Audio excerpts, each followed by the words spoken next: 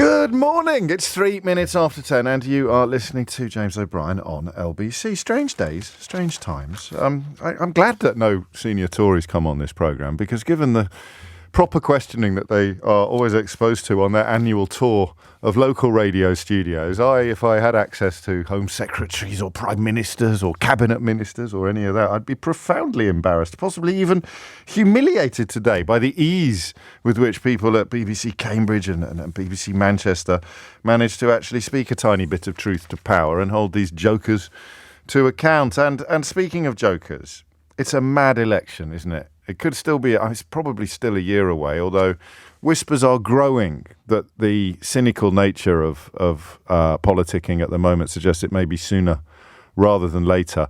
If you could apply the laws of logic, the most basic laws of logic to Suella Braverman, but of course you can't, that is the definition of unhinged, you would think she thinks there's going to be a snap election, quite a snappish election, a snappier election than the general consensus allows, because she is so clearly already campaigning for the leadership battle that would follow a Conservative defeat. So, you could look at her disgusting outbursts this week. And we'll talk a little later about how she's made the Mail on Sunday, the first newspaper in history, compelled to apologise for an article written by a cabinet minister. Now, here's a little prediction for you. If you find yourself routinely reading or tuning into client journalists, you probably haven't heard about that story. The Mail on Sunday becoming the first newspaper in British history to apologise for an arguably racist lie told by the actual Home Secretary. More on that a little bit later in the programme.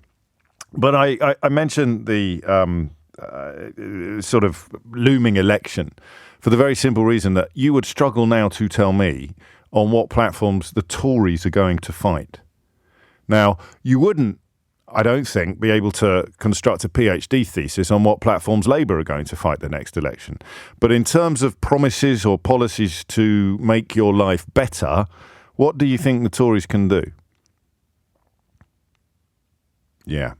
I have to interrupt those silences, otherwise the emergency tape kicks in and you start listening to an episode of my Full Disclosure podcast. But I'm never entirely sure just how much silence I can get away with. There have been times when you've heard Keith in my ear go, "Speak! Speak! Say something!" Because the silence is stretching out to such a degree that the emergency tape is about to kick in. But what would they fight it on? Now, that fella who is very emblematic, really, of just how desperate the Tory situation has become, 30p Lee Anderson, or Leenock, I'm told, to his mates, he has given the game away, actually, whether he was too thick to realise that you're not supposed to say that stuff out loud, or whether it is just an incapability of conceiving anything more complicated. He essentially said it's going to be culture wars and transgender arguments. That's all we've got. That's all we've got to fight the next election on. Partly because Jeremy Corbyn was the main reason why people who shifted their vote from Labour to Conservative in 2019, he's gone. Tory attempts to somehow nail Keir Starmer to Jeremy Corbyn's shrinking mast are not succeeding. They're not. Doesn't mean they won't succeed when we get nearer to the time, but they are not succeeding. And Brexit has been done, and so has the country, eh? Really? That's the ultimate irony of Brexit. It got done, and so did you. And most people, or a growing number of people now, are ready to admit that. So they can't even campaign on that. I think they'd even struggle, and it wouldn't be a proper policy, pledging to improve your life. I think they'd even struggle to campaign on don't vote Labour because they'll reverse Brexit. Probably quite a lot of waverers would go, "Oh, that's good. Then they've got my vote."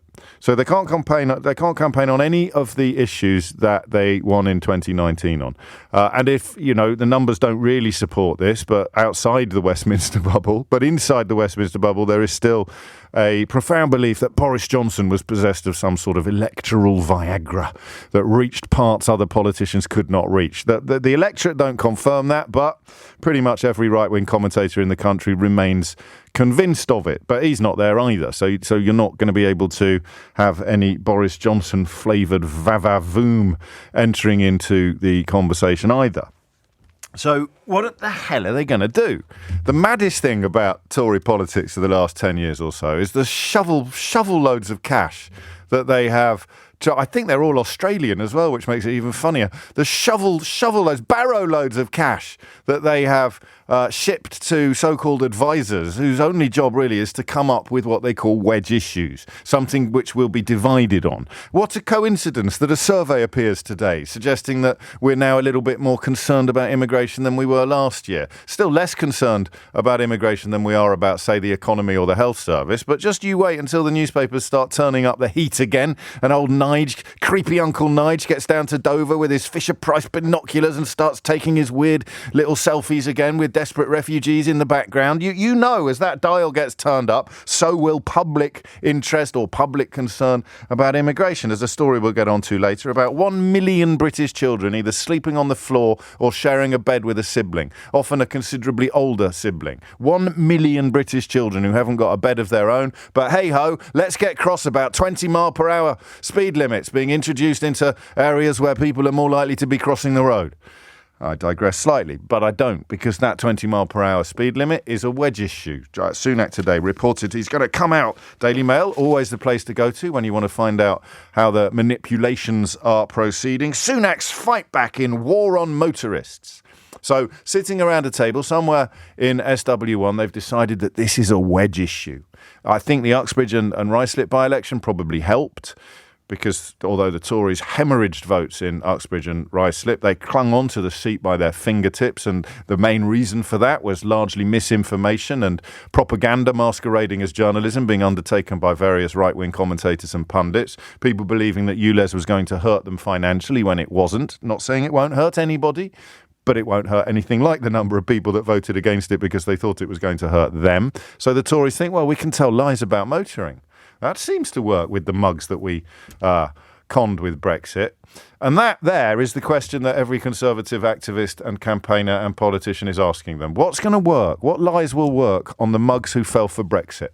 That's our only chance of getting back into power in 2024. We need to find a new load of lies to tell the people who we managed to con to vote against their own interests and to become the first country in the history of the world to impose economic sanctions on itself. And the contempt with which they and their friends in think tanks and newspapers must hold you, if you're in that category, should really prompt you to give your head a wobble. They despise you. They simultaneously despise you and find you hilarious. You did what? You persuaded people to actually vote to lose their own job. Yep, we did it. We got over the line. But hey ho, trebles all round for the lads and the people who fund our think tanks. They're delighted with it all. They think they're going to be able to wash away workers' protections and health and safety legislation. We can have poisons. We've got poisons now that you can't buy in the European Union, but you can pour them all over the UK. It's getting fantastic. Looking good.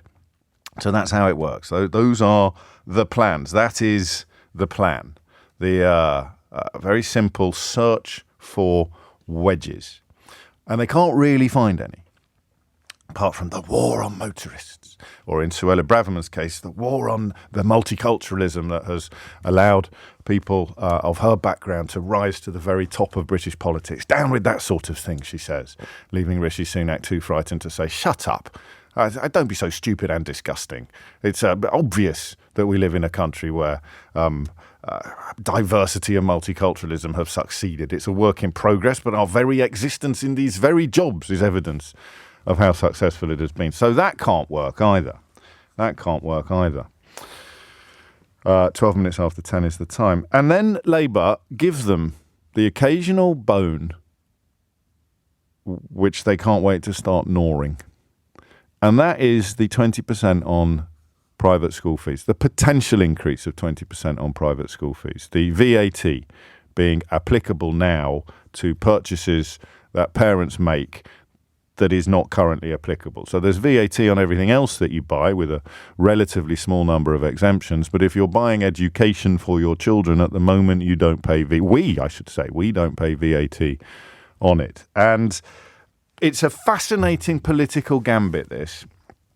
I don't really today want to talk about your personal relationship with the issue. We talked about that a lot earlier in the week, and there are really, 4 or 5 categories of people, aren't there? So you've got the people who are going to be affected by it and are going to be able to pay it quite comfortably, people who are going to be affected by it and are not going to be able to pay it quite comfortably, but will probably be okay, or they'll just not be okay. I put you in the same category. People who think that it is actually natural justice at work, it's proper politics, it's redistribution of wealth, it's reducing advantage, it's increasing fairness and equality. And then you've got people who think, well, it's got nothing to do with me. It's got absolutely nothing to do with me. So that's where the question of whether or not the politics will work kicks in. So there are attempts to claim that Labour have done some sort of flip-flop or reverse. They haven't. They've just come to a slightly better understanding of charity loopholes, which abound in tax law and law in general. And there may still be another loophole that allows some schools to avoid imposing VAT on school fees. But the simple political proposal is that the 7% of children in this country who attend private school, by that you shave off bursaries and scholarships, but the large majority of them who have their fees paid by family members or sponsors or friends are going to have VAT applied to their school fees. Now, the wedge, the advice from the highly paid activists or advisors is that we should turn this into a class war. You can tell I'm in one of those moods. I promise I'll take calls at some point, but I'm not in a position to say exactly when, because I've got an anecdote to share with you that I don't think I've shared before. They want to turn it into a class war. My question for you is it going to work? So really, I want to hear from people, parents or non-parents, who will never send their children to private school. Okay, so it might be because your children are 48, or it might be because you are, unless short of getting a lucky scratch card or winning the lottery, you're simply never going to be in the financial universe where you've got 15 grand minimum or 50 grand maximum left after tax to spend on your children's education, or you would be politically opposed to it, although in that case I can probably predict what your position would be on this story. I want to talk about the politics of it, and indeed the politics of class war. 0345 6060 973 is the number that you need to tell me what you think of this policy. And I really want to hear from you if you don't like it, despite the fact that it's never going to affect you. I want to hear from you if you do like it, despite the fact that it's never going to affect you. But the where are we? The notion that it is actually going to swing your needle, it's going to nudge your political needle, despite the fact that it doesn't affect you, is probably the most interesting psephological element of the looming election, because most of us are not going to be affected, positively or negatively, by the wedge issues that the Tories are going to be determined to debate on. You know, you can probably make a case that reducing a speed limit in a highly built-up residential area from 30 miles an hour to 20 miles an hour is going to have a huge impact on my life. It's only going to have positive impacts, apart from making you a bit late for work or a bit late for school or something like that. The calculation is that Labour is going to make various promises to change your life, and the Tories are going to make various attempts to turn you against policies that are not going to change your life. And the truth lies somewhere between the two of them. Okay, so what do you think of this policy? 0345 6060 973. What do you think of a policy that essentially seeks to recognise that you shouldn't get any form of tax exemption on payments made to award your children advantages denied to 93% of the nation's children? What do you think of the politics here?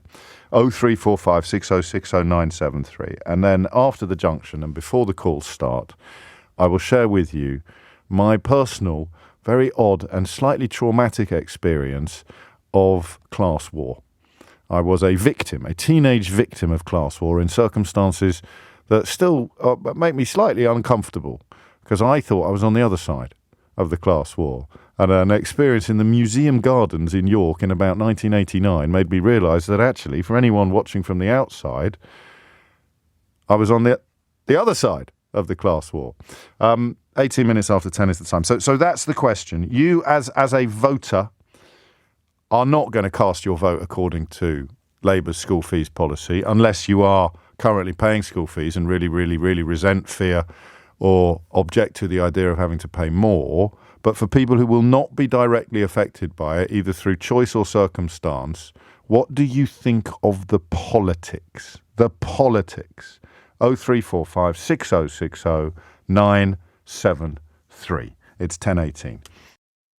22 minutes after 10. I will, by popular demand, postpone my class 4 experience and share it with you a little later and get some phone calls on the board first. I don't know. I don't know that I've ever really nailed the art of a phone-in designed to map political opinion solely rather than experience. So is putting VAT on school fees going to change your vote? You can tell me that. Is it going to make any difference to the bigger numbers, to the metrics, to the bigger picture? I don't know that we can ever really do that in a phone-in, because unlike opinion pollsters, we can't select, We can't have a cultivated or a curated sample. I can only speak to the people that call me. And even if everyone says X, then it might be that there's more people listening who think Y. 22 after 10 is the time. The phone lines are open, and if you're not going to be personally affected by a VAT imposition on school fees, I want to hear what you think of it politically, ethically, philosophically, personally. Henry's in Mitcham to kick things off. Henry, what would you like to say? Morning, James. Hello, Henry.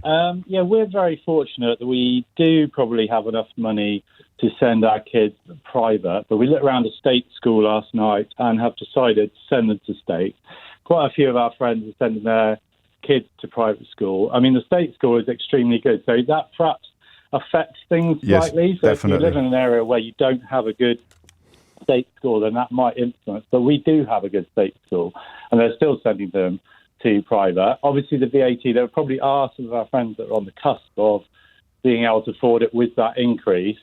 I'm of the personal opinion that I don't think private schools should exist, because I don't think that essentially until if you ban private schools and public schools, then there would be an impetus to improve state schools, and until that happens, there is no drive for the people in power or the people with the money to improve state schools, because obviously you send your children, obviously there are people with different needs, and I accept that, but ultimately you do send your children to private school to gain an advantage over state schools.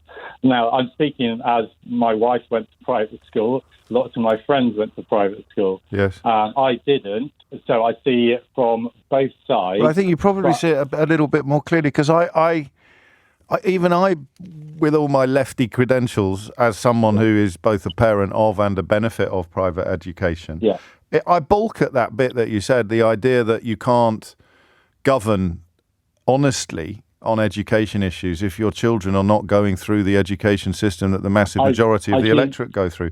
But I think you're right. It's an emotional response. I kind of respond to you saying that by going, "Oh, don't be silly. That's like saying you can't care about the poor unless you're rich." But if your children aren't in that system, and you are in charge of that system, you're surely going to engage with things differently from how you would engage if they were in it.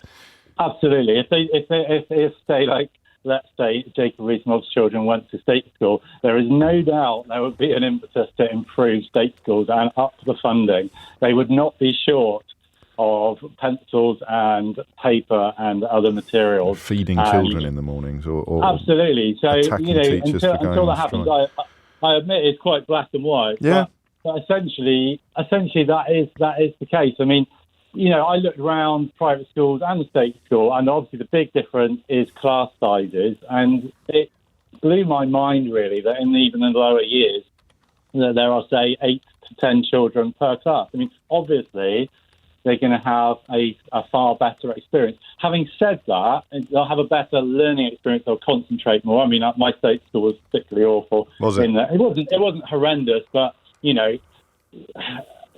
the behaviour was not there. The attention was not there. But it's not just that. I tried to explain to my wife, who is a doctor, lots of our friends are doctors, that when I went for careers advice, they essentially asked me which local factory I wanted to work in, which at the time I wasn't in the slightest driven. But when I met my wife, I was meeting doctors, solicitors, all these kind of professionals, And it was never really even talked about in our school that you could even do that. So the actual, it's so different. I mean, so I don't, in terms of the VAT, going back to the VAT thing, is it a bad thing? Yes, but I kind of, does it really matter? I don't know. Will it dramatically affect? Obviously, it affects some people in the middle that are scraping together, but intrinsically, it won't change the overall position. The rich people will still, send their rich people. I mean, I heard something this morning about someone I think it was television that are saying, if you pay all your fees up front, then you can escape the VAT thing. Well, obviously, people scraping together, again, that only helps the very rich. Yes. The people scraping together are not going to be able to pay it in one lump sum. But that's where the politics might work. If you need to ignore the numbers because they will be close to negligible. But the people who really will be squeezed out by it, while, as you remind us, people who've got capital, people who've got a lot of wealth, as ever, actually get a cheaper deal on everything than people who are less well off because they can just stick the whole lot in up front. Do you think, and in the circles you move, you're very, very well placed to answer this question, do you think it's going to have political salience for people not directly squeezed out of the game, people who either have to save a little bit more to keep their children in these schools, or people like you really who aren't going to send your children to these schools at all, but could do if you were so minded?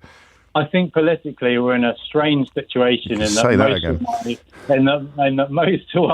but most of my friends would definitely not vote Conservative, right? But it may possibly sway them to vote Lib Dem or something like that, although they're obviously making noise about possibly going even further in certain ways. So it may make them think again, but they certainly wouldn't vote Conservative. Whatever the weather, and however loud and violent the attempts to turn this into a class war issue. Henry, that's a perfect opening call because you're both inside the story and outside observing it, which I suppose in a sense I am, but from the other side of the fee-paying fence. 0345 6060 973 is the number you need to nail the politics of it, which Henry just introduced at the end perfectly. I mean, we're living in an era where however loud the newspapers shout, with the exception still of immigration, they don't change the game anywhere near as much as they thought that anywhere near as much as they used to, and as much as some of them still believe that they do. So when you read about the Tories, Rishi Sunak later today, I probably should have mentioned this sooner, is going to accuse Labour of waging a class war. So think of the people involved. Rishi Sunak, one of the richest men in the world, is accusing Keir Starmer, who his working class credentials, if you care about such things, are impeccable. His mother worked in the NHS, his wife worked in the NHS. His career was spent in public service as a lawyer, and he grew up understanding what a shortage of cash looked like. He is going to accuse Keir Starmer of a class war, of waging class war. One of the richest men in the world accusing Keir Starmer of waging, son of a toolmaker, of waging class war. Is it going to work? I'd like to say, are you going to fall for it? But I guess that brings my prejudices too far to the fore. Hit the numbers now. You will get through. 0345 6060 973. It's 10:30. 10:34 is the time. You're listening to James O'Brien on LBC. Here's a little slice of Sunak. As I mentioned to you, it falls to the BBC's regional reporters and, of course, Global's regional reporters as well, to go to places where, oddly, studio-based London broadcasters rarely seem to manage to reach when they're interviewing senior members of government, i.e. ask them some difficult or some important questions. And this is the political editor of BBC South, Peter Henley, talking to Rishi Sunak yesterday about this school fees issue that we're discussing now. So what do you think of Labour trying to make it more expensive? Labour's approach to that just illustrates that they don't understand the aspirations of families like my parents, who are working really hard. They wanted to do something for their kids that they thought would make a difference to them. And I think Labour's approach to that is to clamp down on it, right? They don't understand the aspiration that people have to try and provide a better life for their kids, and they want to punish them for that as some part of some class war. I don't think that's right. You know, my family emigrated to this country. They didn't have an enormous amount, but they worked really hard. They integrated, and they just wanted to give their kids everything they could. I think that's quite a natural instinct that many families will feel, and I want to make sure that my government, my party, is on the side of people like that, because that's how I was raised and those are my values. Is it going to work? Is it going to wash as a class war? John's in Edinburgh. John, what do you think? Well, I don't. Yeah, so it's a bit of a strange interest I have because I don't think our kids will be going to private school. So Right. We've got 3 kids. But if you go back to the start, the way I come at it is education. Private education is as old as the hills. There's Yes. always been teachers and of all sorts over the ages. State education, compulsory state education, is a relatively new thing. Mm-hmm. And all of a sudden- Historically speaking, I mean, not in sort of living memory terms. Yeah. But what I don't understand is why people think. So even though I can't, I'm not going to be part of that system. What right does the state have to take away or interfere in the private education? And I think paying. Well, that's a question about what right the state has to impose taxes, mate. Yeah, I don't see. Yeah, You're paying VAT on your breakfast. Yeah, I think though taking away some of the burden for educating children from the state and doing it privately. They're providing education for every child in the country, whether parents choose to take it up or not. I could be wrong, but I don't think this has got the libertarian flavour to it that you're pursuing. So my problem here is free full-time education for your child from year 1 to year 13. Here it is, right? Oh, okay. I don't want that. I'm going to spend a ton of money on getting them a better deal, a better advantage than the 93% of children in the state system. It's okay, that's fine, you carry on. But obviously, if I'm putting VAT on your breakfast, I'm going to have to put VAT on that as well. That's how I see it. Doesn't mean it's the right way or the only way to see it, but it seems pretty clear to me that that's what's going on. You don't pay VAT on children's shoes, do you? So, there's different things that you can do. Nobody pays VAT on children's shoes, but you don't get free shoes from the public purse for every child in the country from year 1 to year 13. So I don't know that shoes play a role in any comparisons here. Well, okay, back to the education thing. Yeah. I don't think pulling some people down helps pull others up. I don't buy that, and I think that the government, it's like people how much do you really care about the poor or how much do you hate the rich? And I think it's a jealousy. I think that's what they're playing into this political policy from Labour. It's more about. Well, then I'm the perfect counter to that because I'm paying it and I'll be hit with the extra 20%. So I can't be jealous of myself, can I? But I think it's a move towards a fairer society. I don't think you're a typical voter. I know a lot of people. Well, I can only tell you where I'm coming from. The fewer people that have an education like mine, the better. I beg your pardon. The fewer people that have the paid-for privilege of an education like mine, the more likely you are to see an education like mine spread further around the country, and that would be for the general good. It'd be good, yeah, and it's great. And like I said, I know people went to private school. I don't see how charging extra tax on that is going to help the state sector. I don't see it. It's £1.5 billion, about 6,000 teachers, they reckon. I think it's the politics of kind of grievance. Okay, and you can keep saying that, and I can keep giving you evidence why it isn't. Not just personal. It's not evidence, though. It's your opinion. Well, no, it's not. It's your opinion versus my opinion. I don't think it's not. It's not. You're saying that my position is based on envy, and I'm pointing out it can't be because I'm in the category of people that are going to be affected by it. I didn't say your position was based on envy. Everybody else who thinks like I think is based on envy. No, I'm talking about my life and people that I know who are against private education, and it's basically because they dislike the wealthier, people with more money. Yeah. And I'm not in that category. I'm not in that category. I have to take your word for that. But obviously, if you put VAT on private education, they're still going to be wealthy. But I guess you have to explain that to your friends. It'll be more elitist. It'll become more elitist. It'll do the reverse of what they want to achieve. That's the problem. Abolish it altogether or nibble at the edges. In philosophical and ethical terms, it's better for the community to nibble at the edges. But I suspect that in terms of genuine equality and genuine fairness, it would be better to get rid of the whole thing.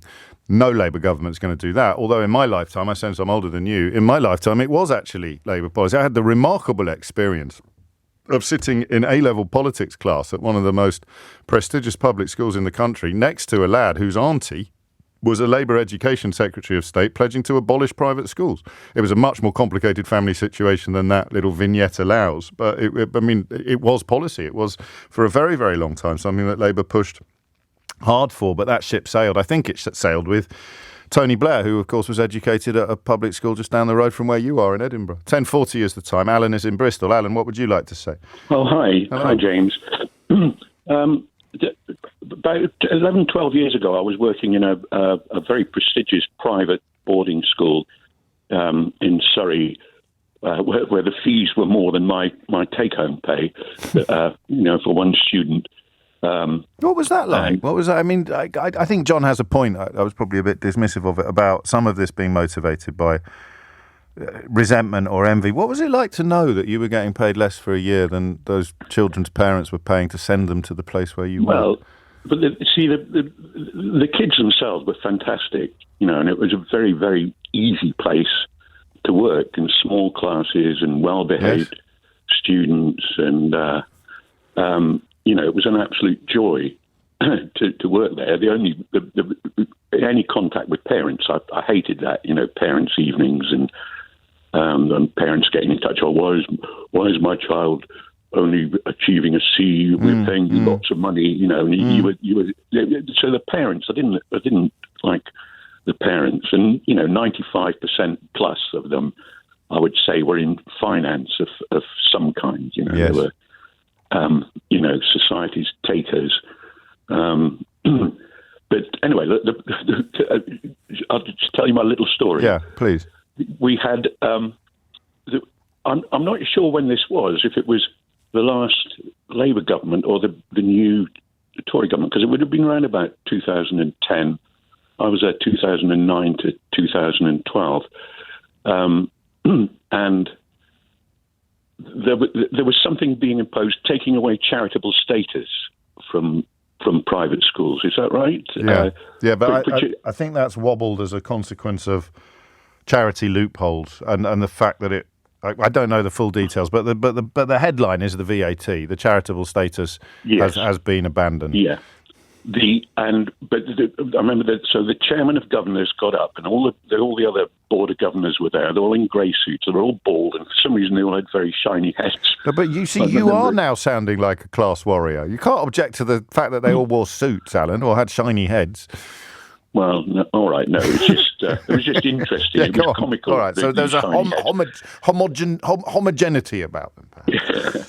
And the chairman of governors stood there and saying, where there's been problems, about fees and VAT. He said, luckily, on the board of governors, most of us are chartered accountants, and we've sat around for hours and hours, and we've managed to find a loophole. Yes. So this is just sort of echoing what you're saying, and I've no idea what the loophole was. One of them is to pay your fees years in advance to escape a VAT charge in the first year of a Labour government. So that's this week's loophole, is that you could avoid it by paying it up front, which is obviously not going to apply to everybody, but it will apply to some. Yeah, but it was just this horrible cynicism. They're trying to do this to us, but we've beaten them. We're all chartered accountants. We know what we're talking about. Yes. I think that's how wealth often approaches taxes, and it's one of the best things that they've communicated to people who benefit from tax. People who are net gainers from paying tax have been persuaded that taxes are their enemy, even though they get more out of the pot than they put into it, which is true, I think, of most of the population. It's certainly a hell of a lot more than most people would think if they were asked. And so in a sentence, Alan, the politics of it appeal to you because...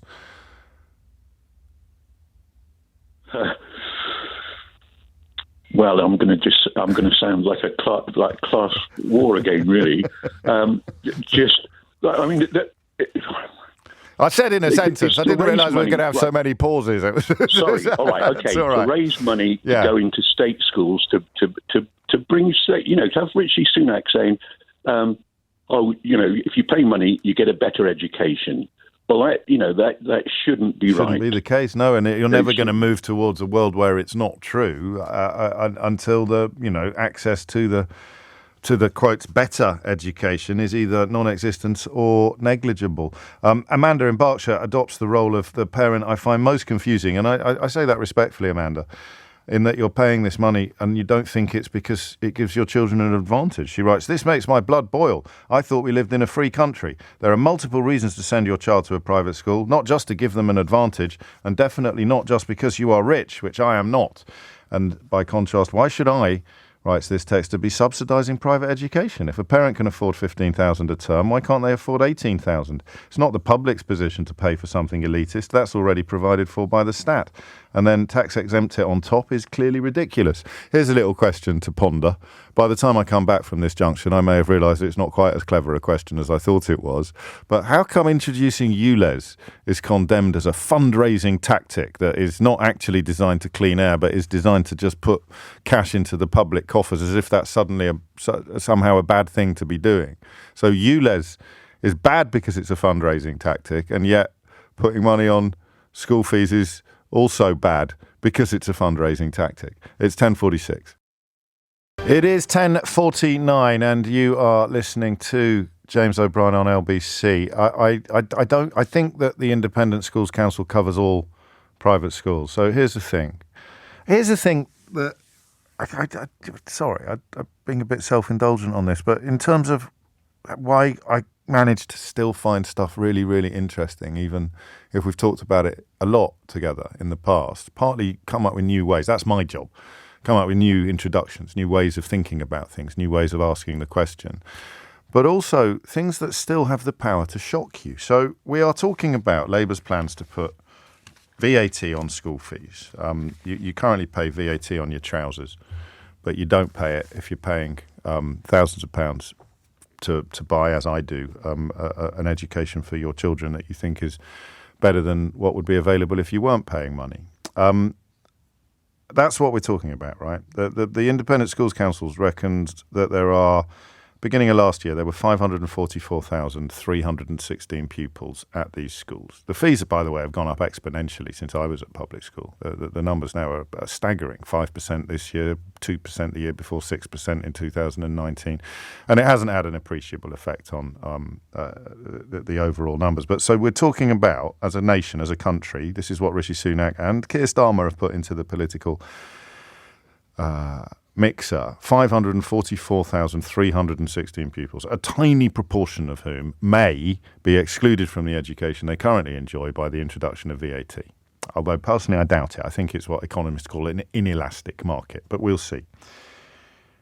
There's some research published elsewhere today which is getting approximately 1% of the attention that the story about these 544,316 children in Britain is getting, that tells us that 1 million children in Britain don't have a bed of their own. They are either sleeping on the floor or sharing a bed with a sibling or another family member. More than 1 million children in the UK either sleep on the floor or share a bed with parents or siblings because their family cannot afford the luxury of replacing broken frames and mouldy linen. And that's come from the children's charity Bernardo's. and that's mad, yeah? And I'm guilty. I'm planning on talking about that later, but 544,316 pupils, a tiny proportion of whom may lose their access to private education in the event of Labour introducing VAT on school fees. Rishi Sunak, Prime Minister, leader of a party that's been in power for 13 years in a country where over 1 million children haven't got a bed of their own. Where's the class war, mate? Where's the class war, Prime Minister? Where's the enemy of aspiration?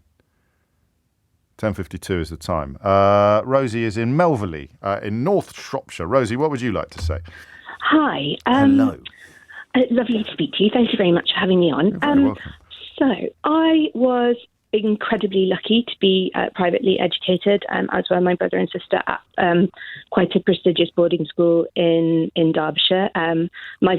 My family have all been privately educated, and the class war happened for real for me in my own house when I married a state school teacher. Oh, yes. And we had to, we're now expecting our first child, and we've obviously had to have quite a lot of conversations about how we're going to be managing that in the future. And I have had a bit of a personal epiphany in that I think that private school fundamentally is something that it absolutely should be taxed. The fact that it has charitable status is beyond me when I think back to my school life and trying to understand why my school would need to be a charity. It really is. I can't think of anything that we did positively to impact the wider community than ourselves, really, and aren't charities supposed to do good? That's pretty damning. I mean, there'd be plenty. I can push back a bit against that. I mean, there would have been probably bursaries that you didn't know about, or some scholarships that you didn't know about, and you probably did do some work in the community, even if you didn't register at the time that it had an altruistic bent to it. But the charitable status is actually proving more complicated than the VAT. But the VAT exemption is historically built on charitable status, so they're taking that away. The epiphany is based on what? Based upon your grasp of basic fairness. I think so. I mean, so for me, two things that I've really kind of observed watching my husband with his kind of career and how he's been teaching and the way that the school system has worked. One thing that I have noticed is that he's taught in two kind of very different schools, one very rural and one quite in a nice town near where we live. And the difference, in funding levels, but B, in kind of parental engagement that the students had and support that was available for the students at the different schools kind of made one school a much more pleasant and high-achieving environment than the other. And I just wonder whether increasing, by adding VAT onto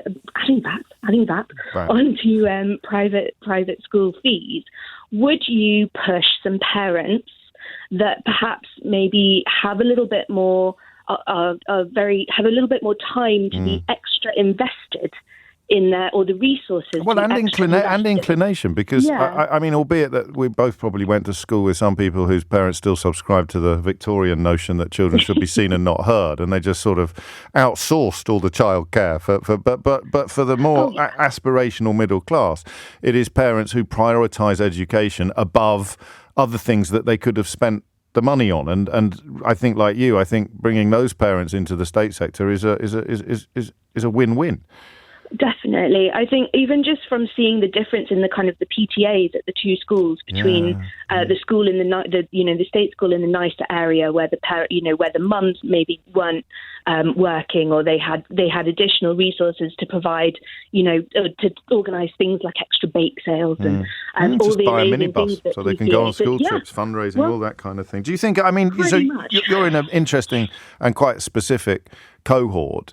Do you think, as an overview, Rosie, do you think it's politically salient, this? Do you think this is going to nudge many people's needles?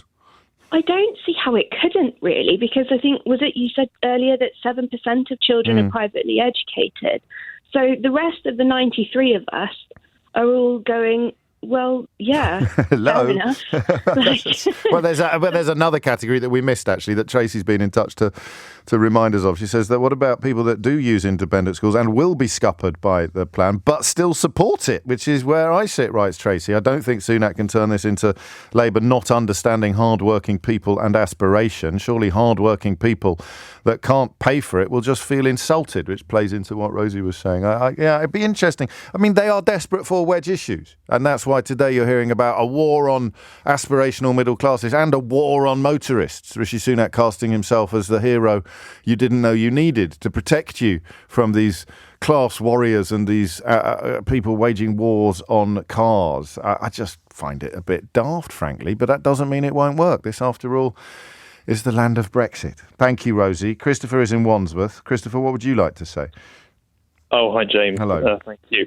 I was last night in a school in my area, very deprived school, but a very good school in the sense they're doing great work. And I was there speaking to some of the pupils about what I do. I do work in the media. And the headmaster at the end said to me, the thing is, for the vast majority of the pupils, they don't have any access to anyone who's in a quote-unquote middle-class profession, say the media, say the top jobs. And I think that I think hits at the heart of this discussion. If you go to the independent school, I went to an independent school, is that access to those elite roles, those elite jobs that seem to be cut off for people at the other end. And I just think you can't be what you can't see, which is often applied in race conversations. But obviously, as with almost all issues that apply to race, it actually applies to socioeconomic status at least as much.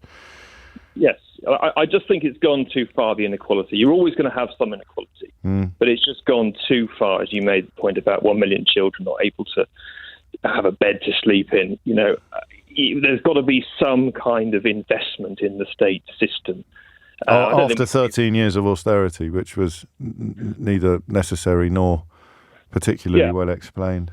Well, if you're at Eton College, you're going to have £50,000 spent on your education. If you're at the same comprehensive nearby, it's going to be 7,000. Is that right? I'd have to trust you on that. Well, I mean, I think it's around 7,000 Sure. that's income from the government. But I think that the other thing, obviously, is what happens at the top universities. There has to be a kind of move, I think that is happening, that you kind of handicap it so that if you have done very well at a school that is at the poorer end, that you kind of, that is... No, I think you put it very well, and from a very personal perspective. And oddly, I don't know why, but while you were talking, my brain went off in a slightly different direction with regard to Rishi Sunak, who I think is worth about £750 million in conjunction with his wife. Because if you want to say, well, I'm very worried that Labour is attacking the aspirational parents, aspirational hard-working parents, you say you're absolutely right. Let's leave VAT then on private schools, and let's bring in a massive asset tax on people with personal wealth of more than, say, £100 million. Because that's not going to curtail your existence. Let's just tax you 50% on all your assets straight away, get the country back on its feet, and then we can go back to pursuing epic and unnecessary wealth on an industrial scale. So you presumably be comfortable with that, Rishi, would you? No? That's odd. You'd be telling us next that you want to get rid of inheritance tax, despite the fact it only benefits people like you. 4 minutes after 11 is the time. You are listening to James O'Brien on LBC. Gary, my mate Gary, listens to the show while he's decorating. So he's an artisan. I don't know if you follow him on Twitter, the official GRB. Some of the work that he does in the field of decorating is mesmeric. Taking off about 200 years worth of paint from some cornicing was like watching, those weird things you hear about on YouTube, people watching other people open presents or something like that, unboxings. It's just mad, isn't it? The stuff that's been discovered through technology to be strangely compelling. He does some amazing stuff and gives you advice and stuff like that. But I know him very well. He's a pal of mine. Started off as a listener to the programme, but he's become a mate. And he listens to the programme more carefully than I do, which is odd given that I'm speaking, whereas he's just up a ladder with his headphones in. And he says, you forgot the hook and tease. I'm like, I didn't forget the hook. What hook and tease did I forget? I haven't forgot. And I did forget a hook and tease. I didn't tell you my class war story. And now we've moved on to another conversation.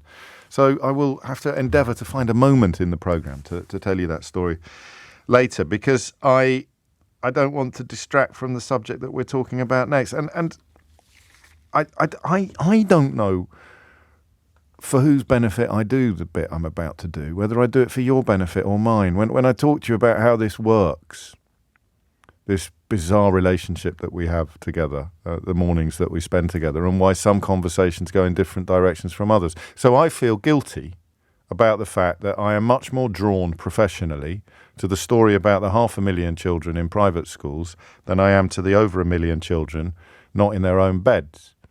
Now, the reason why that happens is because it's potentially, I don't know whether it's a better phone-in, but it is an easier phone-in, because there is automatically tension and polarity in place.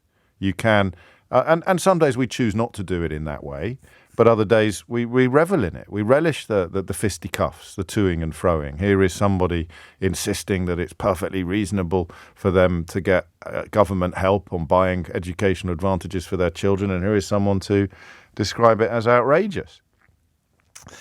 Whereas when I tell you about 1 million children in the UK either sleeping on the floor or sharing a bed with parents or siblings because they can't afford the, quotes, luxury, end quotes, of replacing broken frames and mouldy linen, you probably feel, as I do, a temptation to turn away, a temptation to look away. You don't. I mean, it's certainly going to be very difficult to turn it into a two-sided brouhaha, isn't it? Well, here is, I mean, I know that television stations exist, and albeit that they're having some local difficulties at the moment, where they genuinely would try to argue, and they'd bring on some old dinosaur to claim, or some desperate attention-seeking youthful loser to claim that it's perfect, it's all the parents' fault. Actually, they'd get Lee Anderson to do it. They'd get the Deputy Chairman of the Conservative Party to come on and say, well, the only reason kids are sleeping on floors is because their parents have turned the beds into go-karts or something. I don't know what passes for... And he's not alone. You've got that Brendan Clark-Smith fella as well. You've got Jonathan Gullis. And then you've got the other ones. Do you remember the one who said, do you know... I know some people are struggling with the cost of living at the moment. Do you know that supermarkets have value ranges? Did you know this? You can go into a supermarket and they have got beans that are cheaper than Heinz. Heinz! They're cheaper than Heinz! So you must buy, if you're poor and you are struggling to pay your bills, we, the Conservative Party who've created this economic situation and presided over the proliferation of food banks, we have your interests at heart. Therefore, as your local MP... I am here to tell you there are value ranges. Value ranges. Is that what they're called, Tristram? Have I got that right? Yes, boss. Value ranges in your local supermarket. It's incredible, isn't it? So I'm sure you could find a Tory to come along and tell you that the only reason why children are sharing beds with their siblings or sleeping on the floor, sleeping on mattresses on the floor is because of lifestyle choices made by their feckless work-shy parents who spend all their money on flat-screen televisions and... What's the 2023 flat-screen TV? Is it vaping? What's the 2023? So when once someone behind this microphone who performatively hated poor people would claim that the only reason why people were struggling was because all the money was being spent on flat screen TVs. What is it in 2023? Have we got anything? Send your ideas in on a postcard, please, to 84850 or tweet at Mr. James W. What's the 2023 equivalent of flat screen TVs? I mean, it was nonsense when they pulled it out. It's just a desperate attempt to pretend that there's no such thing as poverty in this country, and the people you really need to worry about are not the people using food banks, but the people who are going to have to pay VAT on their children's school fees. That right there, for me, is the essence of political discourse in Brexit Britain. You have got about 80% of the media and all of the governing party more concerned, ostensibly more concerned, about VAT being introduced on school fees, which is going to have a meaningful effect upon an almost negligible number of people, than they are about food banks, warm banks, hungry families, and, in this case, bedless children. Who do you feel more sympathy for? The parent moaning about having to find a few more quid to pay school fees, or the parent who can't actually tuck their child into bed at night because there's no bed? And hey-ho, here's a job for you. Netflix, isn't it? Netflix. It's all about Netflix, not flat-screen TVs. So they're probably spending all their money on Netflix. That's why they can't afford a bed for their children. Or, of course, you remind me, avocados. Thank you, Aidan. Avocados and Netflix. They're spending all that. So that's the new flat-screen TV. Is that deflation or inflation? You think of a flat-screen TV. It was when it first started being used by liars and poverty deniers, it was still quite an enviable thing. I didn't have a flat-screen TV when poverty deniers and liars in the media started telling me that everybody on benefits did. I didn't actually have one. Netflix is a bit more achievable, isn't it? So that's quite sad, actually, that the kind of criteria for performatively hating poor people has probably come down a bit. Netflix and avocados. I've stopped saying, I hope you've noticed, I've stopped saying avocado pears. Do you know why I've stopped saying avocado pears? Because I was the only person left in the United Kingdom that called them avocado pears. I had to even check that they were once called avocado pears, because every time I called them an avocado pear, everybody laughed at me.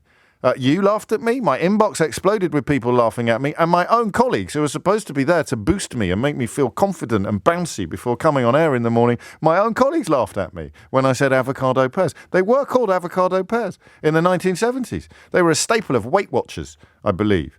Avocado pears and melons. My mum must have been on a diet once that involved avocado pears and melons, because I've got some sort of weird childhood memory of it. I used to make necklaces out of the melon seeds. Did you do that? So you get a needle, right? And you thread it with cotton. You dry the melon seeds, for God's sake. Otherwise, you're going to have all sorts of flies buzzing around your neck. You dry them out, clean them, dry them out, and then you thread a needle through each individual melon seed. And you can make a beautiful necklace or even a bracelet if you're feeling a bit lazy. There you go.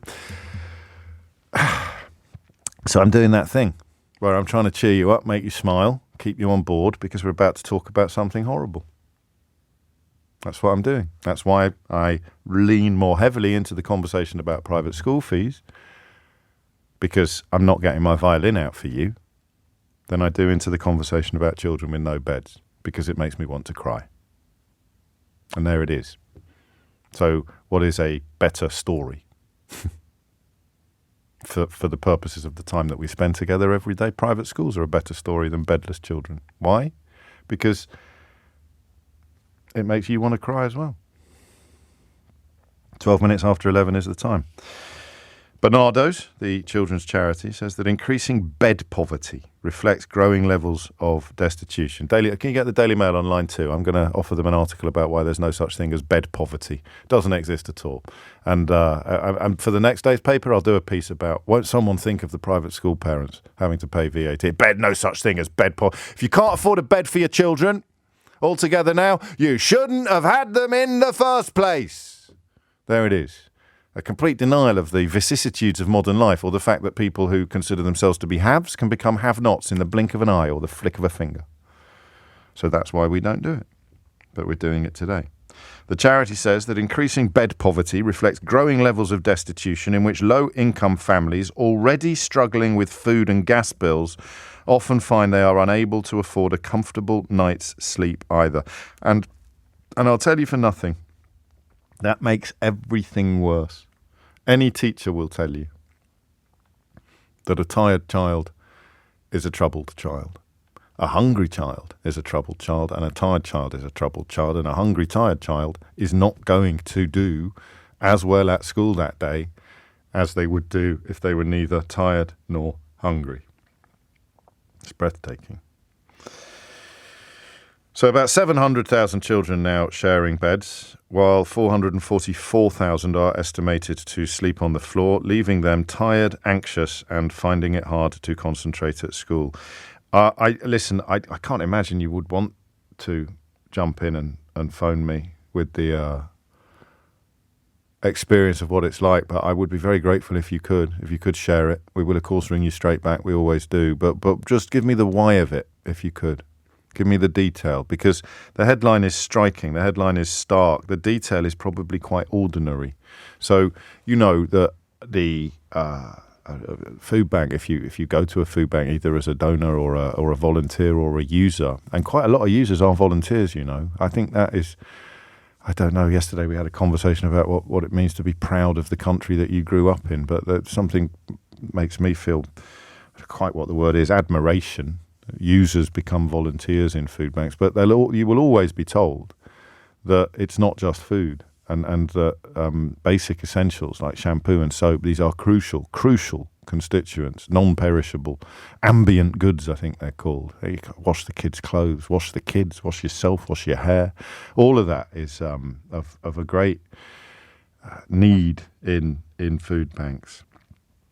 So if people can't afford little things, we always talk about the boiler, don't we? What happens if the boiler breaks? So you're running out of money at the end of the month. Remember that 40-odd% of people on universal credit are in work, so we can't do the lazy Daily Mail, they're all unemployed, feckless work-shy layabouts. It's a hell of a lot of people not in work. Almost everybody not in work doesn't deserve to be characterised like that either. But it's not just the boiler, is it? It's not just the boiler or the car. What if the wheel falls off the car? What if the boiler fails? You need a new boiler. That's an sort of outlay you can't even begin to imagine. But what if it is? Yeah, what if it's just a bed? You ever broken a bed? Stop it, matron. I don't want those sort of stories. This is a family program. You've ever broken a bed? I broke a bed once when I was a student. I had it propped up on books, I think.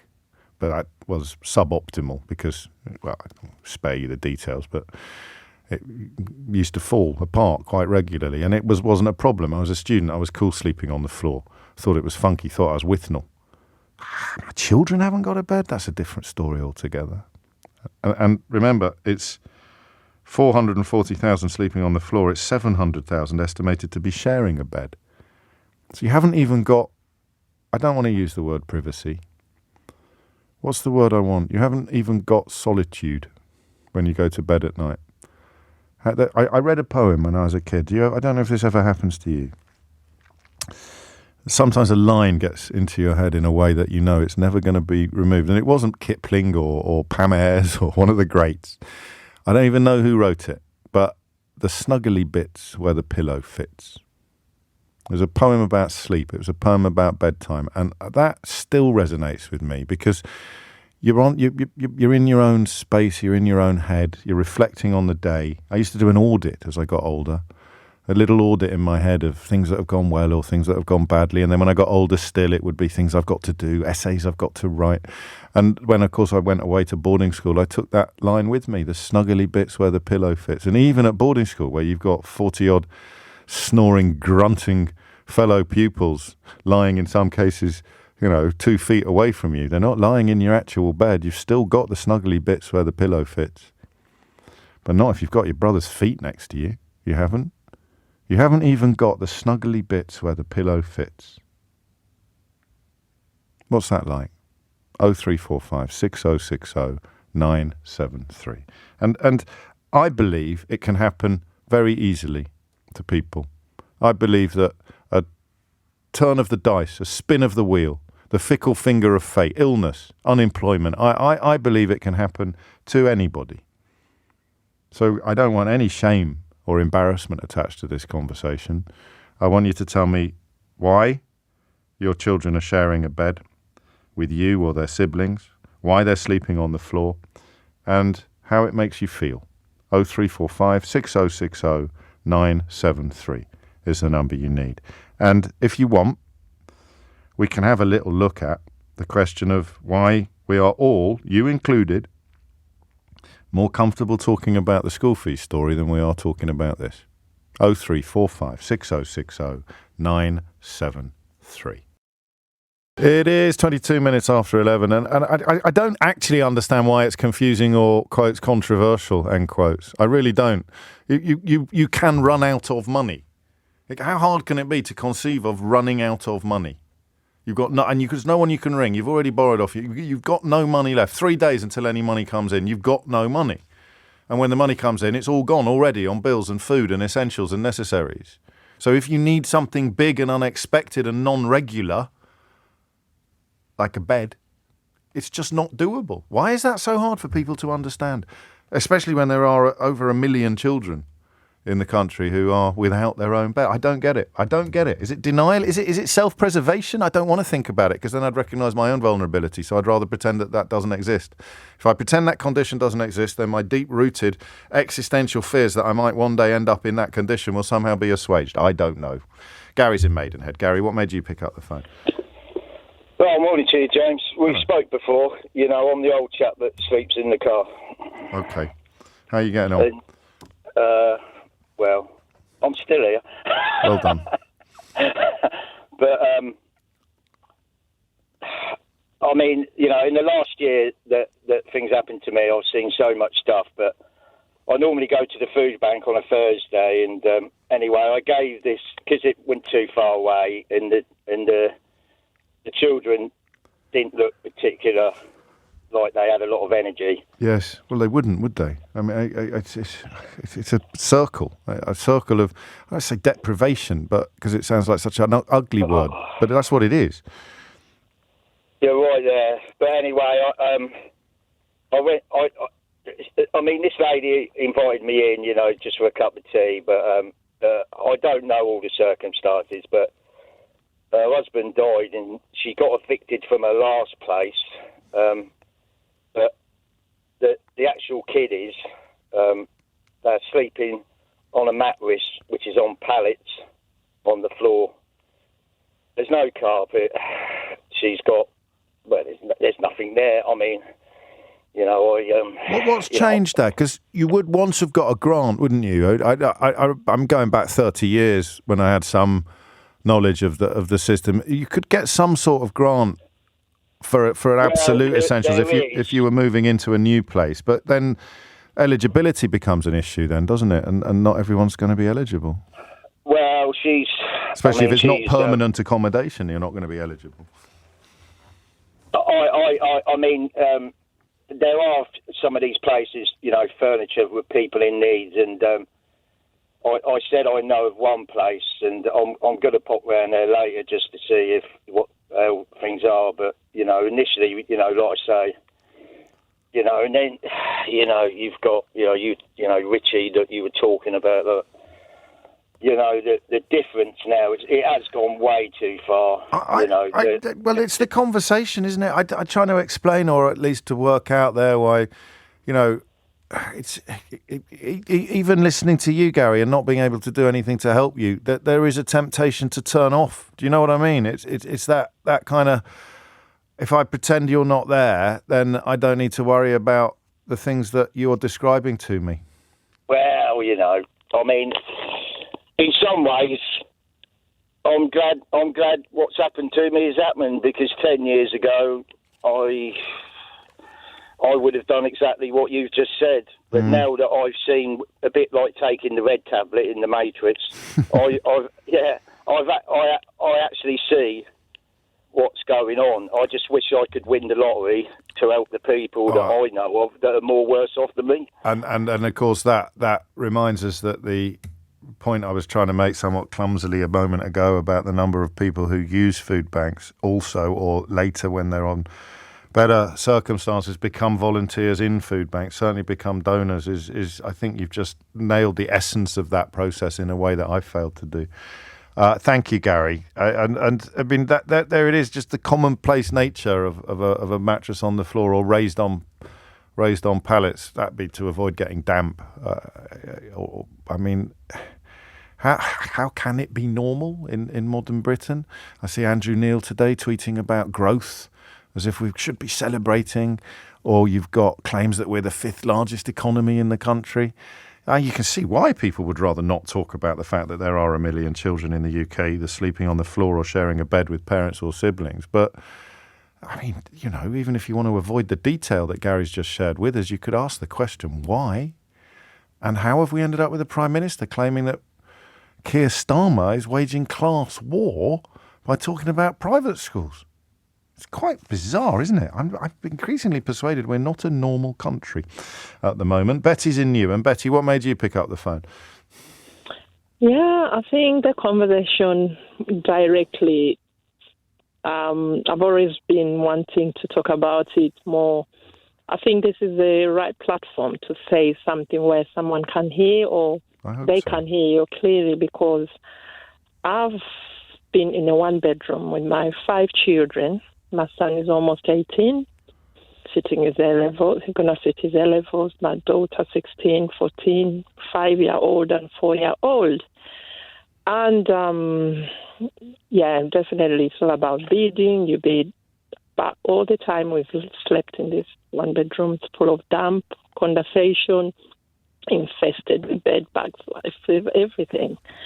So I've been sharing the bed, but the impact is caused to the children, to where they are now, the teenagers. They can't even have friends around, family, because they will be bullied. They say they will be embarrassed. They go to school tired. They sleep in. They're always getting detention. And I keep talking to the teachers and everything. They kind of like, but nothing. It's like you failed as a parent. You do whatever you do, but the system fails you. I've written to everyone, the MP and everything, at least to get an extra room for my son, because privacy has also become an issue. Of course it has. And how do you explain it to them, Betty? How do you explain it to them? Do you know, I've really reached the point that I don't seem no one can understand, listen, or I don't know whether the policies are done around people whom they reach to, but people like us who can't be reached to, the real people who really experience these issues. Well, you're out of sight, out of mind, really. Exactly. And are we really in Britain? Because one time the children went to visit their grandparents and say, Mom, they're living better than us. That's way in Africa. Do you know?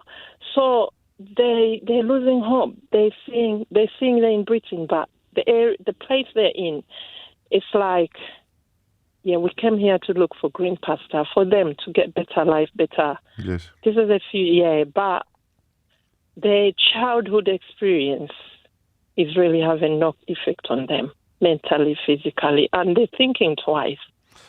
So, and they've got a loving mum. There'll be some children in similar situations who don't have the benefit of a loving mum on their side. Exactly. So you try to hide everything, how they're living, how they're sleeping, so you don't feel they're disadvantaged.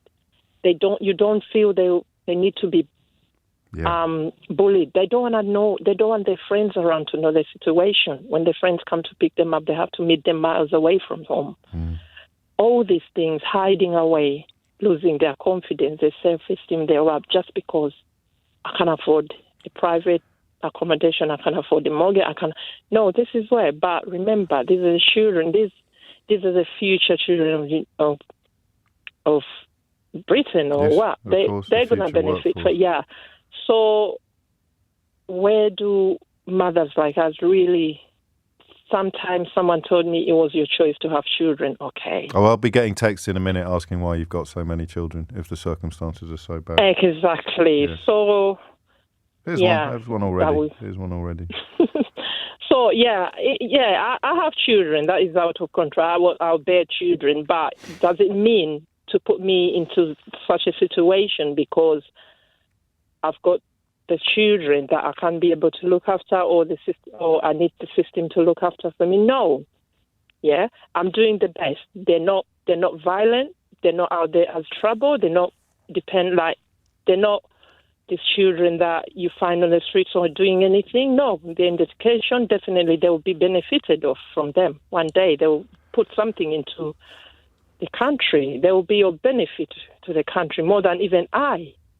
Well, that's generally the answer to the lazy questions about, it's the same people as well, immigration and childbirth, people who don't recognise the need for the future population, and you're nailing that down, Betty. That sense of a social responsibility towards the next generation that extends beyond parenting and encompasses what we would think of traditionally as society. It's gone. It was never perfect, but the safety net, it seems to me, used to be a lot bigger and a lot more tightly knit than it is now. And as with Gary a moment ago, I wish there was more I could say to you, except just to offer you that opportunity to be heard and to be seen that you don't find anywhere else at the moment. And you're not going to find it in a government obsessing about parents being asked to pay a bit more in school fees for their already relatively very, very privileged children. Because no one's going to say to them, well, if you can't afford the school fees, why do you have the children in the first place? And yet there'll be the same people queuing up to say to Betty, if you can't afford beds, why do you have the children in the first place? 33 minutes after 11 is the time. Lottie Morley has your headlines. 11:37. I'm going to read you a text. It's about 12 or 13 lines long, but it's actually a Charles Dickens novel. Except this is 2023. In Brexit Britain. It's from Dee, who's in Preston. Hi, James, she writes. My son went to a friend's after school, and when he got home, he told me that his friend's sister, who was a baby, slept in a pram because they had no cot. We had a brand new cot that we were given in the garage, so I promptly marched round to his friend's parents with the cot, and all was well. Until we saw it advertised on a local selling page. Furious, I wanted answers. The mum, when I got there, broke down and said she can't feed a cot to her kids. There followed tears, guilt and a trip to Aldi. That's the reality. How grateful I am I can afford the basics, where this mum gave up a bed for food. 11:38 is the time. Zara is in Portsmouth. Zara, what made you pick up the phone? Morning, James. Hello, Zara. Hello. Well, basically, I've got two young children. Well, not quite young. I have a 14-year-old and a 10-year-old. They're both sharing a bed at the moment. But my 14-year-old girl, it's fully developed. She's seen her period. And most of the time, obviously, I do work. Yeah. So most of the time, my daughter would lash up at my son, get out of my room. Well, and of course, oh, man, that's just... The room doesn't belong to you because they have to share. I've been bidding. I'm in a similar position as the previous caller. I've been bidding for about 4 years. I've actually written a letter to my local, I don't even know what you call them again. MP, councillor. MP, yes. I wrote to her, You know what she responded to me? No. Unfortunately, social housing at the moment, it's very, very difficult to get housing. And obviously, we can't go private to rent. I am working. No, I know you keep saying that, and I know what I know. I cannot afford to rent at the moment. I just can't afford it. No. And it's just, but one thing I'm going to say, James, is this here. When these kids are taking, God forbid, your child is taken away from you, what would they do? There are rooms available. There are people with rooms available to put these children in. So why can't you help us to bring our children in a safer environment? Give them all their own little space. It's an interesting question. I mean, some of the accommodation in the care system is not very good. But you make a point about what would happen if they decided that because you can't, then they'd be fostered or they'd be put into a family home where they'd have better circumstances at least than they have in their actual family home. Yeah, so it's crazy, isn't it? How do you explain it to? Oh, I'm so sorry. I find I've got daughters of a similar age, and that absence of any privacy at all must be so. It is, and it's appalling. So I don't understand what they expect us to do, because people have a go, oh, you don't work, but yes, you do work, but you can't afford to rent privately, and you can't afford to get social housing. Where do we go from here? What do we do? What's going on? Have you thought about giving up Netflix and eating fewer avocados? I don't have Netflix. I know you don't have Netflix. I'm teasing you. I don't have Netflix. I know you. But don't. It's rather unfortunate. I can't afford, because if I want to go privately, it's going to cost me so much money. Where am I going to get that money from? It's the simple relationship. And I know why you keep mentioning that you're in work, but even if you weren't in work, if you were too poorly to work, or if you were between jobs, your plight would be just as unfair. It's the basic relationship between income and outgoings, isn't it? It just doesn't. It doesn't reach the sides. It doesn't reach the sides. Even as you play by the rules. Does your daughter understand? I mean, can you communicate to her that it's? I mean, I'm actually. She's seeking. She's sort of like, she lashes up a lot at everybody, like me and the brother. She's cross. Oh, leave me alone. Yeah. I don't want to be here. Because the reason I brought the situation about moving them, like, obviously, if they take them away, is because she's mentioned to me, oh, well, when my friend got taken away from her mum, she's got her own bedroom. Oh, and that frightened me.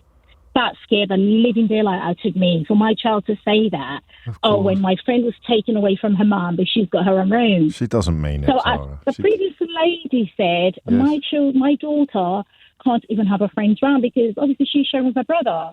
And majority of her friends, they have their own private space. Of course. Where are they going to sit? So I'm keeping her away to say, oh, you can't go for sleepovers, because then if I encourage the sleepovers, they would want to come and sleep over. So it cuts both ways. You can't repay the hospitality, so she loses out twice. Absolutely. It's a nightmare. It is a nightmare. And again, as I said to Betty, you're there on their behalf, and there'll be some kids who haven't even got that, but it's not much reassurance to you, given the lack of the basic provision that you have. Thank you, Zara. 11:42 is the time.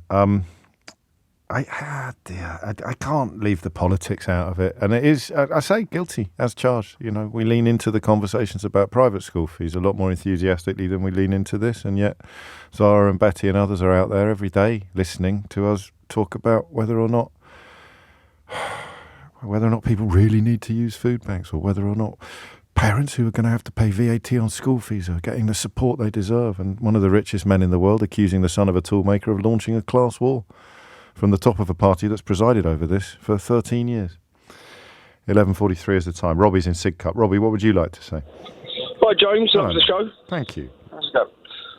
Well, up until, say, 5 weeks ago, I shared a bed with two children.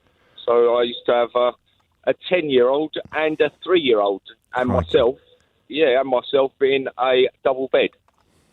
So only up until 5 weeks ago that we finally was able to move. I live in a social housing property, and have done all, a London and Quadrant property. Yeah. And I was born in one. Unfortunately, I'm 41 now. Unfortunately, I've never been able to. I've always sort of generally supported myself from a young age. Parents died fairly young. Okay, I'm sorry. I've never been... No, it's okay. It's not. It's back to life. Yeah, it is, but I'm allowed to say I'm sorry. I wish they hadn't. Yeah. I'm allowed to say I wish they hadn't, Robbie. Me too, James. Yeah, exactly. Me too. But neither here nor there, really. But more to the sense of I've never had the support there to say, there you go, there's a bit of money there to put towards a house or anything like that. Really, I'm a heating engineer, so Okay. I have a decent living. I'm a self-employed heating engineer, but my wife doesn't work. Right. I support 5 of us on one wage. So to try and amass enough money to then buy a property, unfortunately, it's just not. It's never going to be possible. It's impossible. Not without living a normal life, And I'm not up for working. No, for 20 hours a day or something stupid like that, or every week. You've got to spend time with the family if you can. That's what we're here for, isn't it? Of course That's what we're here for. So only just recently, we've just been. We had to find a property ourselves because on speaking with our housing association over a long, long period of time, to and fro, we was just told we don't have the housing. Yeah. We don't have the properties. But where we live, I can count probably 10 properties that are boarded up, that are all owned by London and Quadrant. But the problem is, James, is that the funds that they have got now, they've amassed themselves so large that they can't afford, number one, to maintain the properties that they've got. Their maintenance is awful. And bits that are council funded as well are being cut to the bone too. So a property stays empty because they can't afford to get it open. But actually, in the short term, they might be paying B&B rates for a family that could move into it. So it's costing them more than it would cost if we had sort of properly funded long-term local and national government. What changed? How did you? Because obviously you're the third parent in a similar situation to ring in, and you're the first one who's got over the line into the new property. What happened? How did that happen, Robbie? Well, actually, it was a mutual exchange. So somebody out of the blue contacted us, who we had contacted a long time ago, and they didn't need the space anymore. And she wanted. Right, our phone line's gone right at the end, but we got there. We got to the conclusion. So thank you, Robbie. Thank you for telling the story so sort of clear-eyed as well. The time is 11:46. You're listening to James O'Brien on LBC. More of your calls after this. 10 minutes to 12 is the time. I've teased you a little, haven't I, with things that have happened since I finished writing my new book that would have walked straight into the pages of my new book as even more evidence of its central thesis than I've managed to assemble in the 100,000 words that somehow I managed to squeeze out over the course of the first few months of this year. Someone I relied on quite heavily in doing some of the research is a journalist called Sam Bright, formerly investigations editor at Byline Times and now the UK deputy editor of DeSmog, which is a climate investigations publication. He's also written a brilliant book called Bullingdon Club Britain, or Bullingdon Britain, isn't it? Is it Bullingdon Britain or Bullingdon Club Britain, Sam? We've got the phone. I think you're on mute. Is it our end or his end? This is brilliant. It's his end, is it? Are you there now? Yeah. Yes, can you hear me? Yeah, I can hear you now. Is it Bullingdon Britain or Bullingdon Club Britain?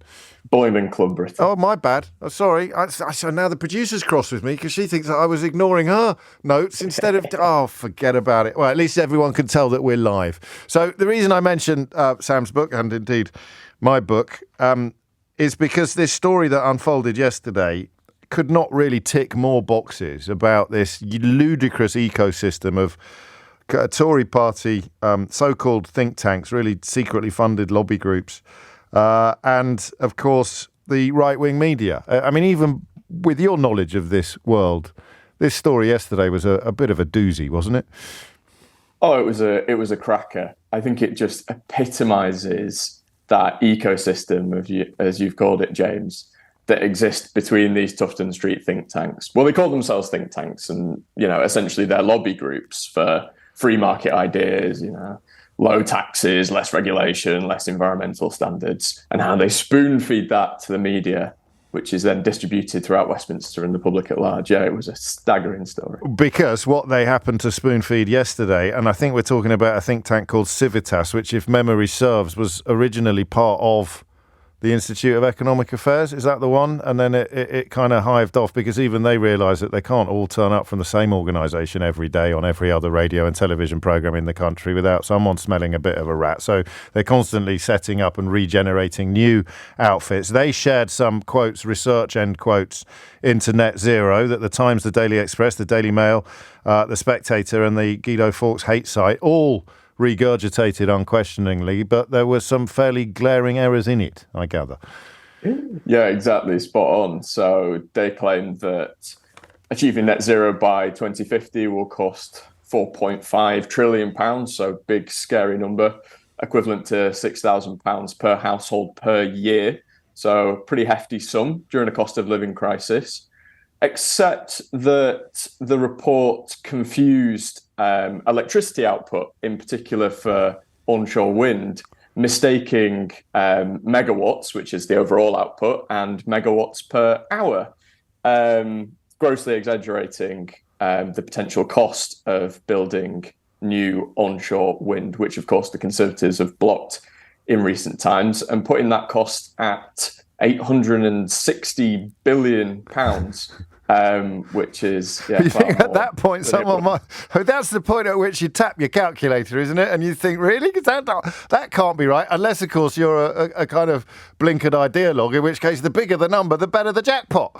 Well, this is the irony that Simon Evans, who's a brilliant environmental journalist at Carbon Brief, actually got a tip-off that this report was coming and did them the service of contacting them a couple of days ago, the author, to point out the error, and it wasn't changed prior to publication. They went through with it anyway, and it seems that the journalists and the editors who splashed these headlines didn't look into it any further either. And something that Simon Evans points out as well is that not only is this basic miscalculation present in the document, but it also just glaringly overlooks several other factors in the great green transition. So the declining cost of renewables, the cost of subsidizing fossil fuels currently, the jobs that may be created in the electric vehicles market. It's sort of a whitewash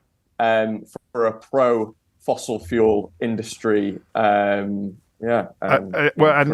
course, as you allude to, I think it was the Office of Budgetary Responsibility that calculated not doing anything was going to cost a hell of a lot more than doing anything. So the conversation is skewed from the beginning. In layman's terms, then, if they stuck a figure of $4.5 trillion on this, what would the real figure, if they'd actually done the sums right, have been? Do we know?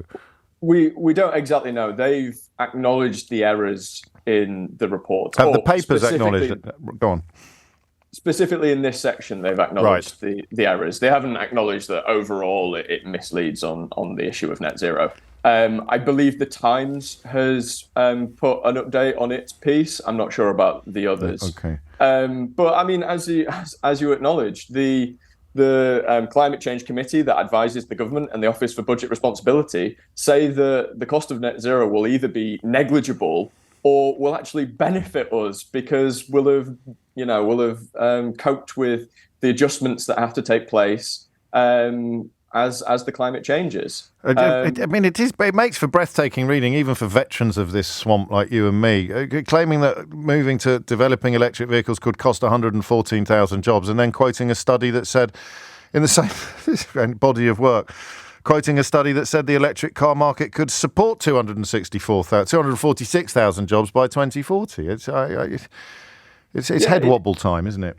It's maddening. And that's the thing, as we know, James, they've turned their cannons on net zero in this instance. But they've been doing this for years on a hard Brexit, on taxes, essentially creating the body of thought behind Trussonomics that crashed the economy last year. It is exactly the same people. Let's not make any bones about it. Exactly the same people and exactly the same secretly funded ideologies, so-called ideologies.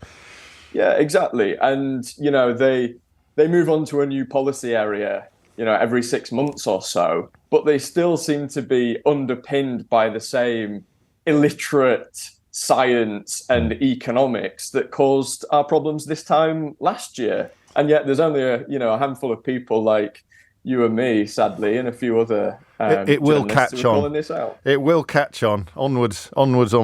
Sam Bright doing great work over at the Smog, just as he did at Byline Times, and I really can't recommend Bullingdon Club Britain highly enough. Always a pleasure, mate. Thank you for steering us through these remarkably murky waters. It is, and you can read Sam's work at smog.co.uk. It's a wonderful resource, actually, I have to tell you. It's thesmog.com, I beg your pardon, DESMOG. It's a wonderful resource, not just for breaking journalism, breaking news, such as what Sam has just talked us through and shared with us, but also they've got like archives and resources that I really recommend you subscribe to. It is coming up to 11:59, which means we'll probably move on. I just want to read this from Rachel in Skye, because this is happening to me a lot, and I need to fix it. She says, in Scotland, families living in poverty get an extra £25 a week child benefit, hopefully rising to £30 next year. UNICEF has called it a game changer. It's taken thousands of kids out of poverty. Scotland has to manage on a budget. England is where the money grew. Why can't their government do it as well? Because every penny in Scotland is spent on the people, whereas every penny in England is spent on the politicians. I paraphrase slightly, you didn't quite say that. All but a penny is spent on the politicians. It's not quite like that, but it certainly is yet another example of prioritisation, political prioritisation being very, very different on either side, metaphorically speaking, of Hadrian's Wall. Wait for it.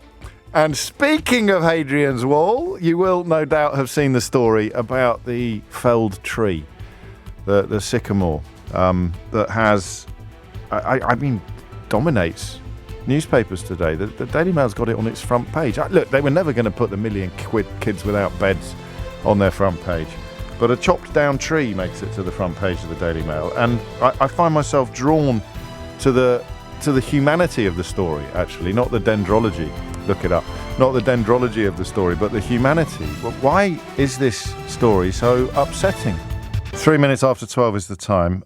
It's a mad one, isn't it? Because it's not politically salient. You speak to people like we spoke to in the last hour, Zara and Betty and Robbie, and you wonder, how can it not be politically salient? And the answer is that we've been groomed as a nation not to care about people whose children haven't got beds. We've been persuaded, but sometimes by people who do what I do for a living, not to care about them or not to believe them. Can't afford shampoo? Well, you shouldn't have had children in the first place. So that's why it's not politically salient, and it spreads from media to politician, which is why Suella Braverman exists, taking the worst excesses of the worst examples of the worst right-wing media rhetoric and trying to turn it into government policy. It's incredible, but it would be nice for the Labour Party to start pushing back. The problem they have is how do they campaign on something like that? I don't know. It's not going to help. Your children have got beds. Why would you vote for someone who's going to help others? Who's helping others? That's how you do it. We'll work it all out one day. It is 4 minutes after 12. I've got 2 or 3 things to do this hour, as well as the central conversation that we're going to have. I want to tell you my class war story, as promised in the first hour, that I've forgotten to share. We ran out of time. I didn't feel it would be appropriate in the last hour because it was pretty heavy going, pretty serious and important stuff. This hour less so. I'm going to put someone in Idiot's Corner, which we haven't done, I don't think, for a couple of days. I'll do that now. Should I do that now? I'll do that now. This is Tony from Chichester. In Tony's defence, although he is clearly an idiot, he was probably using, I'm going to give him the benefit of the doubt and think that he may have been using voice-activated technology to send this message. So some of the idiocy on display may have been accidental. Some of it, of course, was inherent. He goes, if you're present to James O'Brien, I think he meant presenter, and that's why I think it might be. If you're present to James O'Brien doesn't understand what is so much upsetting about that tree being cut down at Adrian's Wall, Adrian's Wall, he should not be talking or working with the public on your radio, says Tony in Chichester, who is of the view that if phone-in hosts ask questions, then they are not qualified to be phone-in hosts. You can perhaps see the problem with that perspective. Hopefully even Tony can now. But it's Idiot's Corner for you, my friend. 5 minutes after 12 is the time. And the other thing I have to do is set this story up in a way that accommodates both question and answer. Oh, and someone has sent me the poem. Thomas has sent me the poem that I quoted right at the very beginning. I was trying to at the beginning of the last hour, and I was trying to convey the importance of a bed. I know that sounds mad, but the importance of your own bed, an unshared bed. And there was a line from my childhood that has stayed with me forever. It was "Oh, the snuggly bits where the pillow fits." And Thomas has found the poem for me. He sent me the poem. It's not very good, actually, but it's not bad. It's just a very childish poem, a poem for children. In fact, it's from a book called Poems for Children. It's called Ned by someone called Eleanor Farjon. And it actually makes even more sense now because it's about a kid who found it very hard to get out of bed, but also hated bedtime, which was me. It was most children, I suspect. I could not get myself out of bed for love or money, but when it was bedtime, I'd be furious. Mum and Dad would be sending me to bed. So would you like to hear the whole thing or not? Well, I'm going to tell you the whole thing anyway, because it was published in 1951 and it probably hasn't been shared on radio ever, let alone in the last 50 years. So it's called Ned. And this is the thing that I just have carried all my life as the distillation of the loveliness of bed, of an unshared bed. They tell him to shunt, and he gives a grunt and burrows a little deeper. So it's beginning with Mum and Dad trying to get him out of bed, right? Which is probably why one of my parents gave it to me to read at some point. They tell him to shunt, and he gives a grunt and burrows a little deeper. He's a trial to them at 8 a.m. when Ned is a non-stop sleeper. Oh, the snuggly bits where the pillow fits into his cheek and neck. Oh, the beautiful heat stored under the sheet, which the breakfast bell will wreck. Oh, the snoozely-oozly feel he feels from head to heel. When to get out of bed is worse to Ned than missing his morning meal. But it's a singular thing that Ned, after the sun is dead and the moon's come round, is not to be found and can't be got into bed. That's a lovely little poem, isn't it? Thank you, Thomas, for sharing that with us. I shall file that away and bore my own children rigid with it later. 8 minutes after 12 is the time. So here's the story. A tree at Northumberland's Sycamore Gap, which became Tree of the Year in 2016. The Woodland Trust runs that wonderful, wonderful competition. It's one of the most photographed, if not the most photographed tree in the UK. Was chopped down the other night. A 16-year-old has been, I think, arrested.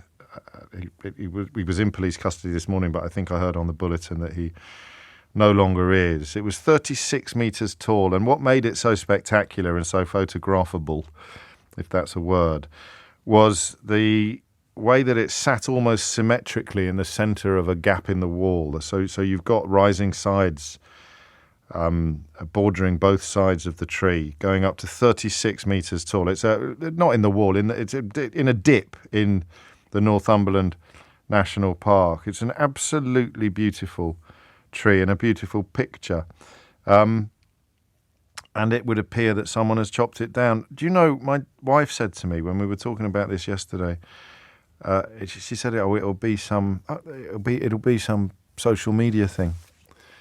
It'll be some attempt to get clout on social media, and it may even involve. And a lad at work, EJ, who works on the online side of things, said it could be some sort of online dare, like some online challenge. There's a lot of that about, apparently. And I listen, charges may yet be brought, and you don't want to focus on that side of it. But some kid is going to be, going to have this hanging around his neck for the rest of his life, the silly old sausage. But it's not that side of it that I want to talk about. I want to talk about your response to it, because I felt this very keenly. And I'm not entirely sure why. I don't think I've ever seen it, except in the Robin Hood film, where, in the classic traditions of Hollywood, Kevin Costner playing Robin Hood, making his way, I think, from Dover to London, somehow ended up standing next to a tree on Hadrian's Wall. You don't need to be a geographer, do you, to appreciate how ridiculous that is in simple terms? What's that you say, Robin? We're making our way from Dover to London. Oh, behold, a beautiful tree.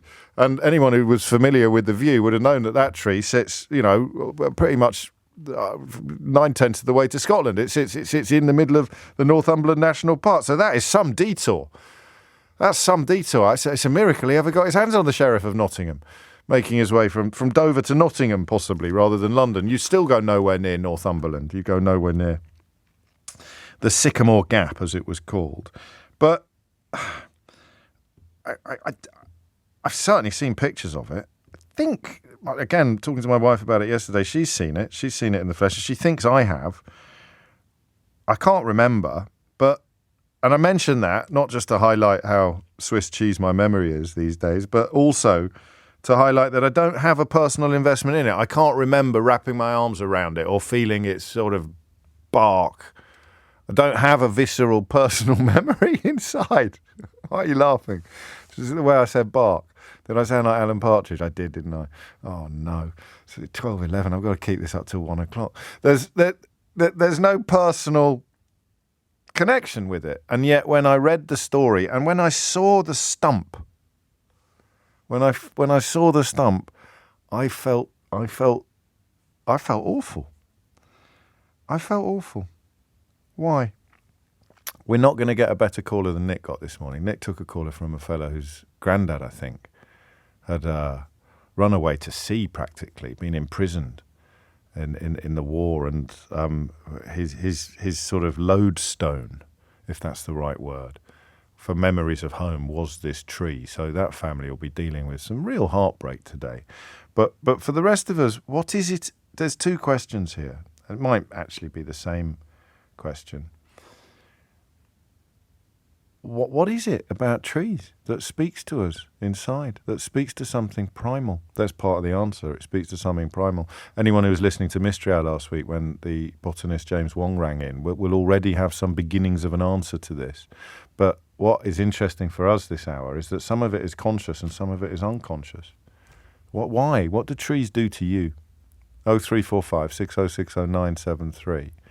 But even though we're going to have a fair crack at describing and sharing the emotional connection with a tree that speaks to many, many, many of us, if not all of us, having a visceral emotional reaction to a tree you've never visited being cut down is just weird, right?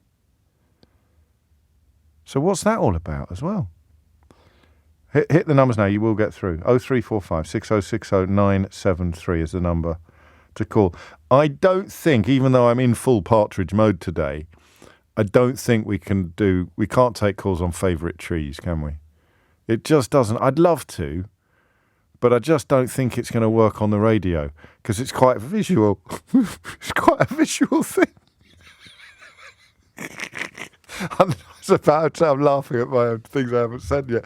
I was about to say, unless you're really good at describing trees. Oh, sack it, it's Friday. You can only ring in to tell me about your favourite tree if you're really good at describing trees. I may have to insist that you can actually see it. You can't be describing it from memory. But that's very much the third leg of this conversation. The story that I want is the story about the connection that we feel. Why do we feel such a deep and rather special emotional connection with a tree? 0345 6060 973. Why would we, even given that emotional connection with trees, why would we feel so aggrieved by the chopping down of a tree we've never visited or seen in the flesh, in the wood? 0345 6060 973. And finally, this could end badly. Tell me about your favourite tree, but only if you're really good at describing trees. 0345 60... I've forgotten the flipping number now. This is all falling apart. Well, I haven't forgotten the number, but I just wanted to do a joke. So 0345 6060 973. It is 18 minutes after 12, and you are listening to James O'Brien on LBC, where if you think I was exaggerating in the first hour of the programme about the desperation with which Tories are now trying to turn anything into a culture war, then I've got news for you. Rishi Sunak has just said that the Welsh Government's policy of reducing speed limits to 20 miles per hour in some areas does not reflect, and I quote, the right values of the British people. 30 miles per hour. Yeah, that's it. That's British. Yeah. Rule Britannia. Britannia rule the way. 20 miles an hour. Oh, my God, he might as well be Nazis. So a 20 mile per hour speed limit does not reflect the values, the right values of the British. What about in the areas where there is already a 20 mile per hour speed limit? Does that not reflect? And you've driven through them. They're all over the place. So are they not properly British roads? I don't know. But we're not talking about British roads. We're talking about British trees. What is it about trees that speaks to something within us to such a degree that you can feel so upset by the chopping down of a tree that you have never personally visited. 0345 6060 973 is the number that you need. And it is a brutal act of vandalism. And I'm laughing more at my own failure to explain myself than I am. I'm certainly not laughing at the attack on the tree. I'm trying to describe my mystification at feeling so upset by it. Verity's in Bradford. Verity, what would you like to say? Hello, James. Hello. Long-time listener, first time. I've got 3, so I'm a little bit nervous. Thank you, and welcome aboard. I bet you thought it wouldn't be about trees, didn't you? No, I didn't think it would be. No. So I went to visit. I went up to Northumberland last week for a few days, and so only last Wednesday was I at Sycamore Gap. For the first time, it's been a little place that I'd wanted to go to for a while. Yes.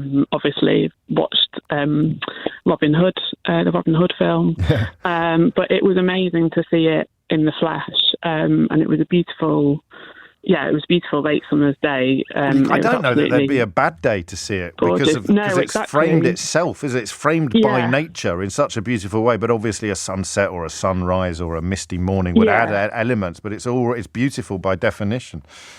Yeah, absolutely, and I think that's one of the reasons why we've got such an emotional connection with trees, and particularly this one. But it was just amazing to see it in the flesh, and I think for trees of that age that have been there for several hundred years, it's a sort of symbol of longevity and our relationship with nature, and I think something constant. And I'm also lucky for the view that I have from my flat. It overlooks part of the River Aire, and so the trees, a symbol of sort of changing of the seasons to me. And I think particularly had a different appreciation for them since lockdown and spending a lot of time at home. And seeing the weather change, and I think I think not just Sycamore Gap, but there were other parts of the UK. I think you're right. I think special to me that we have that relationship. Well, they remind us how small. They remind us how small we are.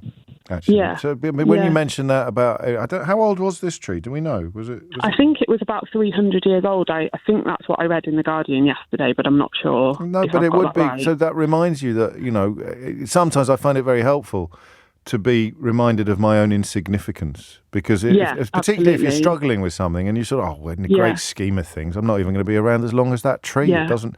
And the big skies, for me, I've said this before, during lockdown, I missed the sky so much, the big sky that you can get lost in. And it speaks to all of that, doesn't it, a tree like this? Absolutely, and I grew up in Lincolnshire, so I'm used to kind of big flatness skies. Yes, which, long views. I don't get back to very often anymore. But and I think our relationship with nature and well-being, and I'm working with a group of vulnerable people at the moment on a well-being in nature program. Lovely. Gosh. Tell me a bit about that. How do you measure success in that? How do you know when it's working? What change does it affect in people? I think it's participants' response and their involvement and getting involved in the activity. And actually, I'd done one of those workshops yesterday morning, and then I was on my way home and heard about the tree. A friend of mine alerted me to the news about Sycamore Gap, and I just felt I'd had such a kind of positive feeling after spending the morning with these amazing women, and who've been through so much in their lives already, and then hearing about the tree, it just completely changed my mood. Through you, of course it did. Of course, it did. Yeah. Oh, thanks, Verity. That's a lovely start and a lovely debut on the programme, if I may say so. And there's not, again, it's one of those phonies. It's not like someone's going to ring in and nail it. It's not mystery hour. You're not going to go definitive and get a round of applause. It's almost as if every person is going to have a different answer to the same question. I'm not taking calls or reading out texts from people who think it's all ridiculous. That's fine. I'm not putting you in idiot's corner either, but this is a conversation for people who don't think it's ridiculous to have responded in this way to this story. I acknowledge your existence, but I will not be inviting you to partake in this exchange. 23 minutes after 12 is the time. Millie is in Gloucestershire. Millie, what would you like to say?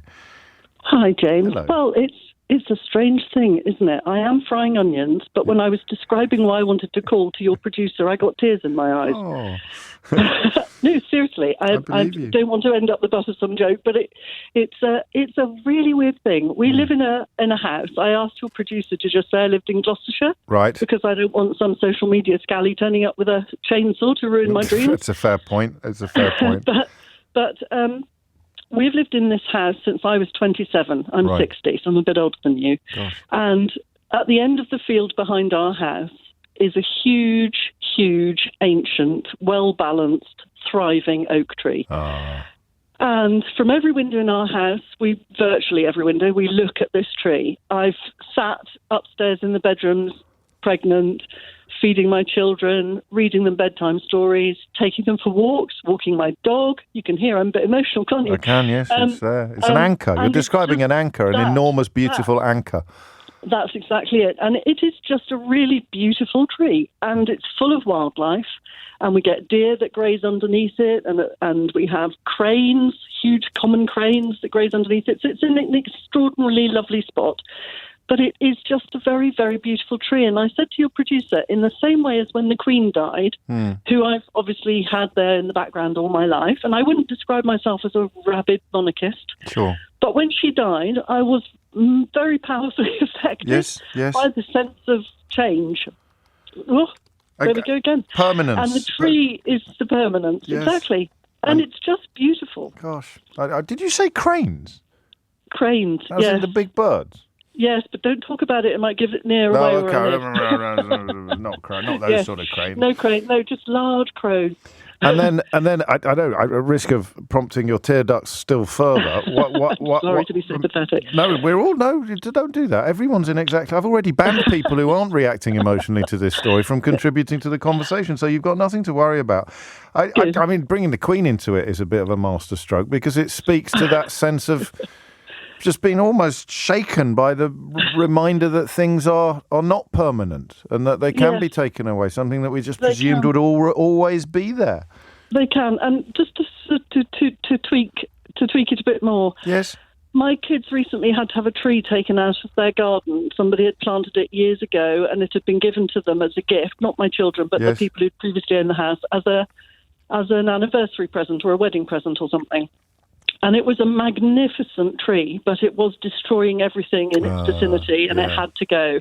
And honestly, we all felt like murderers. It was like ecocide that we were committing. It was terrible, and we've all resolved to make sure we plant lots of acorns all over the place and other trees where they can. Yes, and just to tweak everyone else's tear buckets a bit, my very best friend from school died last year, and one of the comforting things for her was to be. Sorry, here I go. In a woodland burial ground. So you can visit her. And she chose a hawthorn because it does berries for the birds. So I think trees and humans have a long history. I think you've made that absolutely crystal clear, Millie. Thank you. Sorry, stop apologising. Really, it's nice. It's sharing. It's humanity, and it is what you've done is nail down both the mystery and the beauty of it. Why on earth would we get emotional about trees? Answer: because of where they take us, what they make us think of, what they subconsciously and consciously provoke within us. It's all there. Memories of your friend right through to the sense of security that's been there throughout your adult life. 27 after 12 is the time. You're listening to James O'Brien on LBC. So the chopping down of it in this violent, unexpected way, it just sort of shakes us. It shakes our equilibrium, even if you've never visited the tree. The older it is, the more you know about it, the more shaken you will feel. Sam's in Stewarton in Scotland. Sam, what would you like to say? Hey, good afternoon, James. My wife will kill me if I don't say this, but long-time listener, first-time caller. It's not a rule, but thank you. She'll love it. It's a weird one. I've always been a massive sort of like Robin Hood fan, and the first time I ever saw the tree was watching the Prince of Thieves film, and it's just sort of like it seems to be a bit of like my childhood, really. Yes. So, Sundays I'll be sat there watching Robin Hood and, there they'd be. And then the first time I sort of like had a holiday away from the parents, we did like a camping trip, walking around the Hadrian's Wall. Oh, lovely. Yeah, sort of like 16, 17 years old. And sort of every time you see the picture of the tree, you get like flashbacks to, the childhood, really. And yeah, it's just a bit sort of like, No, I do. So, I mean, that's the celluloid representation of it is really key, actually. There's one bloke there who's quoted in the Times today.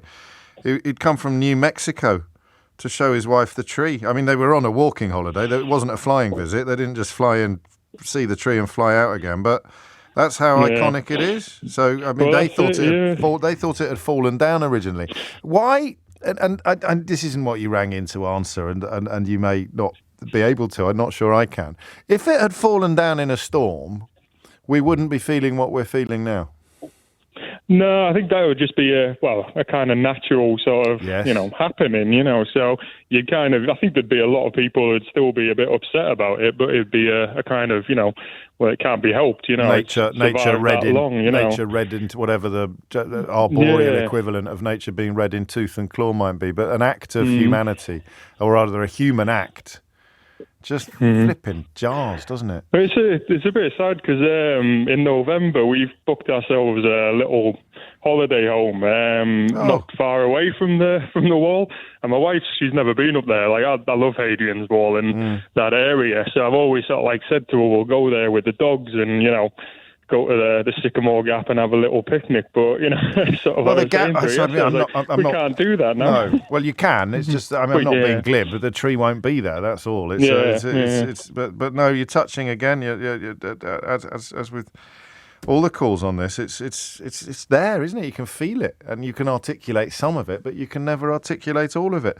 The final paragraph of the Times story is of a piece with the whole thing, really, because there is a sense of the absurd, but it's attached to the tragic and the beautiful. And this paragraph, I had to read it twice before I understood exactly what it meant. It says, in 2003, the Sycamore Gap avoided being felled after a helicopter hired by a TV crew crashed 30 metres away, narrowly avoiding the tree and the presenter Alan Titchmarsh. So there it is. 12:31 is the time. Headlines now with Amelia Cox. It's 12:35. You're listening to James O'Brien on LBC, where we are somewhat unexpectedly discussing the national sadness about a tree being chopped down in Northumberland yesterday. The story's got the lot in many ways, except the surprise of the central character. A photographer who lives about 45 minutes away turned up immediately because he thought it must be a hoax. The rumours began to spread that it had been deliberately felled, and people found it impossible to believe. You can understand why. First reports were that it had been blown down in a storm that night, but no, it was chopped down, clearly chopped down. And a 16-year-old boy, local boy, has reportedly been, well, he has been arrested. So why? What is it? So of course, I forgot that some of you wouldn't have heard Mystery Hour. James Wong, who you will know as probably the most famous botanist in the country, isn't he, really? But he's a brilliant communicator, truly brilliant communicator. Did a wonderful Full Disclosure episode with us last year. And he explained, it was one of those magical moments on Mystery Hour, actually, one of my all-time favourites. I said so at the time. I gave him a Ray Liotta. Someone rang in with a question about views. It was such a strange question, and yet such a beautifully simple question that, as often happens on Mystery Hour, as you probably know, you wonder how it's never been asked before. So what is the evolutionary explanation for liking certain views? Think about it. Why do I like that view? I'm looking at this tree here. Why is that more pleasant to me than looking at that mug over there? Why? Inanimate objects, effectively. I know a tree's alive, but, looking at... It varies. Why do we like that view? And James talked about I forget the words he used. It protection and produce. Protection and produce. So that tree there speaks to you as a primal being who would use it for shelter. You don't realise that that's happening. But the fundamental connection to trees in general, or to a tree in particular, is like your inner lizard knowing it could live in that tree or under that tree. It speaks to your primal self, the sense of shelter. Now, a big view, so you've heard me bang on about big skies a lot. I love the expanses of beach, particularly in North Norfolk, that I know well. Why is that so? Well, the reason why you like big views like that is because they speak of security also. You know you're not going to be attacked because you can see that there's no one coming. There's no, saber-toothed tiger coming over the horizon because you can see the horizon. And that speaks to security as well. So you've got the tree, you've got the gap, you've got the view.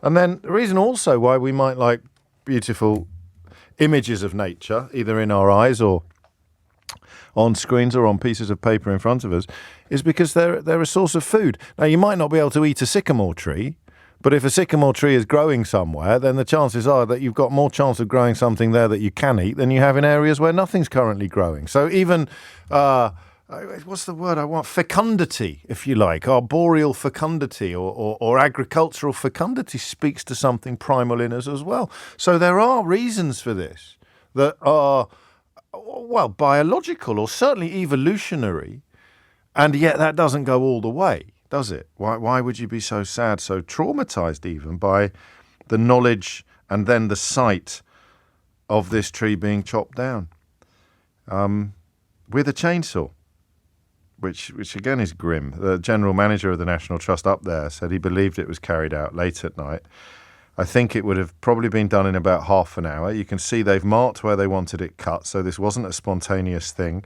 It would have been done in the night when nobody could hear the sound of the chainsaw because of the wind, but we have to let the police carry out their work. And the police said we've made one arrest, but it's at the very early stage. We're keeping an open mind. 12:39 is the time. Speaking of full disclosure, I must play you a little clip from this week's episode with the rather splendid author and activist Naomi Klein. It's a bit of I say it every week, but because it's true every week. It's a cracker, an absolute crackerjack of an episode. I've recorded 3 this week. I know what you're thinking, James. You work so hard on our behalf. I hope you're having a nice, relaxful, restful weekend. I've recorded 3 podcasts this week. And we address, actually, a little bit of the imbalance between the number of male guests we've had and the number of female guests. So you'll get Naomi Klein this week, and then in the coming weeks, you get Susie Dent and Mary Beard, who actually had quite a lot in common, those two, in terms of their enthusiasm for their very different subjects. In Susie's case, of course, words in general, and in Mary Beard's case, history in general, and the Romans in particular. But the 3, for the privilege, the unbelievable privilege of spending 3 hours in the company of 3 incredible women, all of whom you'll be able to enjoy via the Full Disclosure podcast. But James Wong's is on there as well. There's a whole archive of it. Let's get back to the phones and stop blathering. Paul's in Ware. Paul, what would you like to say? James, hello. Good afternoon. Hello, mate. We've walked for charity, Hadrian's Wall, 4 times. And each time we walk it, we put a little message on a stone by the tree. What the charity's for, who it's for, yes, etc. Now, not only that, it's a place where people have put their ashes of their loved ones. It's a place where people have proposed, etc. It's just I'm so gutted. Oh, mate. Yeah. Not only that, why? Not why are you gutted, but why this tree? Why does this tree speak to you more than other trees? It's such a memory for so many people, and it's a focal point because you've got Twice Brewed, the pub and hotel, which is probably 2 miles to the south of the tree, which is like we're at the tree, so we're going to go get a drink. That's our sort of psyche on that one. But it's just such a shame, and I can honestly see this being like a little sick trend now. I can. Yeah, because anything for attention. Yeah, exactly. And it's just all those little stones that are there, which are going to be abandoned now, and obviously the little bag of ashes. I think something will. I use the word metaphorically, not biologically, but I think something will grow up in its place. I don't know what. Well, I was saying to my wife yesterday, something like a figure, same as the Angel of the North type thing, but in a tree. Yeah. A beautiful bronze big. That's a great idea. That's a lovely idea, actually. I'd be surprised if they don't do something. National Trust is a wonderful organisation, also under attack from Tufton Street, would you believe? I didn't think there'd be a crossover with this and the conversation we had at the end of the last hour. But no, you're right. What charity? Can you tell us a bit about the charity? Well, I can. One of them's for a dear little niece of mine who had stage 4 neuroblastoma. The other one's for my wife's dad. And then the other two were for major charities like Alzheimer's and so would you do it every couple of years then? Or we do it every year. I've done it every year for the last 4 years, yeah. Oh, good man. We try and do it in 3 days, which is a hell of a way. But, when are you off? When are you off on the next one? Do you know? The next one will be next March. Yeah, well, good luck. We do it before the summer. Yeah, thank you very much, James. That's a lovely thing to do. And you remind us that it's going to have a very, very personal resonance, not just a kind of primal one probably for millions of people. A quick text this. I never knew I had an inner lizard, which means you've never read Lee Child. You've never read the Jack Reacher books. So he talks a lot about our lizard brain, the things that are almost inexplicable, but are completely primordial. So, the lizard brain is what... Yeah, it is. It's true, this stuff. It's in Jack Reacher. It must be scientifically sound. It's in Lee Child's books. The lizard brain is like your fight or flight. Fight or flight is lizard brain stuff. There you go. Guys in Charing. Charing or Charing? Charing, James. Charing in Kent. Carry on, Gary. Guy. Guy. Charing. That's I right. got all my words mixed up there. So I've got Guy, Charing and Carrie. And I think I got them all mixed up. So I've turned into Eric Morecambe playing the piano. What would you like to say, Guy? Well, first up, thank the river polluted by the Tories. You've provided us with a bit of sanity, but everybody's kind of touched on where I think this deep-seated affection with trees lies, and that is the fact that if you trace our species, if you like, all the way back to the beginning, we were living in and around, for instance, yew trees before the Christians turned up and built the big stone churches and went, come inside, it's warmer. They provide us with food, shelter, sustenance. They have a skin much like ourselves. They have a vascular system much like ourselves. I don't know if there's a word for it. So when we imbue animals with human characteristics, like Peter Rabbit, or you know what I mean. I think it's called anthropomorphism. So this would be. And I think is it all Greek? So it would still work. It would be dendromorphism. No, I'll have to take your word for it. Or maybe you could have anthropomorphism with trees as well. So we're giving them, and I don't know if you've read Tolkien, but the trees play quite a big role in Tolkien, don't they? I think they're called the Ents, E-N-T-S, and they never ever come to life unless there's a massive war and a great threat to. I don't know, the hobbits or something, and the trees then come to life and they march. So we do have that sense of them being more alive than other plants, I think. Yeah, they were also a place to gather, to share knowledge. So the stories were almost described as in being in amongst the trees. The stories of our ancestors were carved into the barks of trees, not necessarily, but no, metaphorically, figuratively speaking. And of course, to add to that, I think a lot of prehistoric religions or very, very old, like Druids and before, they would focus on specific natural phenomena like a stream, a spring or a tree.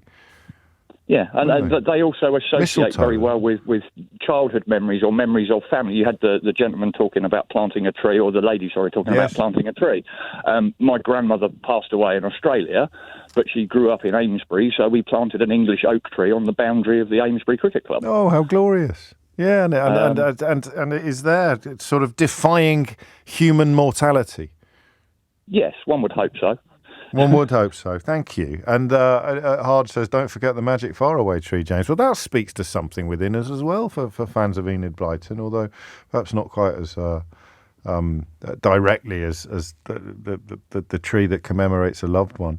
I think, and Tess takes even that a little further, I think ancient trees remind us of our ancestors, standing there experiencing that same view. They are nature's parents, grandparents and great-grandparents. That's very poetic as well, Tess. I'm a sucker. I must have told you this before. I love, as I get older, I collect views that won't have changed in 100 years. So apart from electricity pylons and phone boxes and things like that, but usually, shop fronts have changed, things have been... I love walking through built-up areas. I'm talking about towns and cities. And you get down to Fleet Street or up near the city where I am in London, and you sort of think, that view there, but a lot of the times by the Thames, you think that view there probably hasn't changed in 100 years. The thing about the countryside, of course, is that that's true almost everywhere you go. Apart from growth, apart from the cycle of nature, you're looking at permanence. You're looking at something that does sort of speak to existence beyond the span of human life. 12:48 is the time. It is 12:52 and you are listening to James O'Brien on LBC, where I will play you a little clip of my full disclosure interview with Naomi Klein, the American author and political activist. It's quite hard to set up the premise of her new book, Doppelganger. But I said, what, Canadian? Yes. She's American, actually. She moved to Canada. She was born in Canada as a consequence of her father dodging the draft or fleeing the draft in the Vietnam War. So she sees herself very much as being both Canadian and American, something that we cover in the interview, which is definitely worth listening to. But the reason why the book is called Doppelganger is because there is another writer, a North American writer called Naomi Wolf, who published a book called The Beauty Myth in a similar ballpark to when Naomi Klein's first book came out, called No Logo, which was a sort of seminal critique of capitalism and a crucial platform of the Occupy Wall Street movement. You remember that? And because they've both got the same first name and they both operated, past tense, in a similar intellectual space, they're both Jewish and both very bright, lots of people started getting them mixed up. Now, you can live with that, people getting you mixed up with someone else, when you have quite a lot in common. But the other Naomi Wolf, has gone full kind of GBBs, is the best way of putting it. She's gone full conspiracy theory. She got very, very embarrassingly outed live on the radio for having made an epic error in a book. And it meant that a lot of people started attacking Naomi Klein for the transgressions of Naomi Wolf, which is why Naomi Klein decided to write about it. But of course, not just about that experience of mistaken identity, but about the whole nature of rabbit holes and conspiracy theories and the sort of completely bonkers beliefs that until relatively recently would get you a job on GBBs, although that oil tanker seems to be in the process of turning around now. In fact, I think Naomi Wolf has popped up on there a couple of times. So that's one of the backgrounds of the book, but really it's about the changing nature of conspiracy theories, and it was her that first warned me about AI and the threats that could pose in the near future. Anyway, have a listen. It's quite a long clip, this, but I want you to get a proper flavour of why it was such an engaging conversation. I think there's something really freeing about looking at your own public self with anthropological curiosity as opposed to sort of protective, grabby energy, like I need to assert myself. It's like, oh, this is interesting. I'm curious about what is happening with the fact that so many people are confusing me with someone else. And that, I can tell you, that's made me quite relaxed. Good. Yeah, but that comes across. Well, you tell us, don't you? But the sort of universal nature of it is the bit about all the people you've encountered who can't speak to their family members anymore. The journey that these people go on, which you examine through one experience, but really it's countless experiences, isn't it? And I think that the isolation of the pandemic really exacerbated it because, we understand who we are through a combination of some internal sense of self and who the world reflects us back to us as being, right? Or who our friends tell us we are, who our family members tell us we are. If you're a public person, then maybe you have listeners who tell you who you are. During the pandemic, we lost that external piece. So we went online to try to find some simulation of that community, that network of friendship, but it's not the same. And so I think people started falling down the rabbit hole much more quickly because they didn't have the usual networks pulling them back, going, that's actually not you. No, come back, Grandma.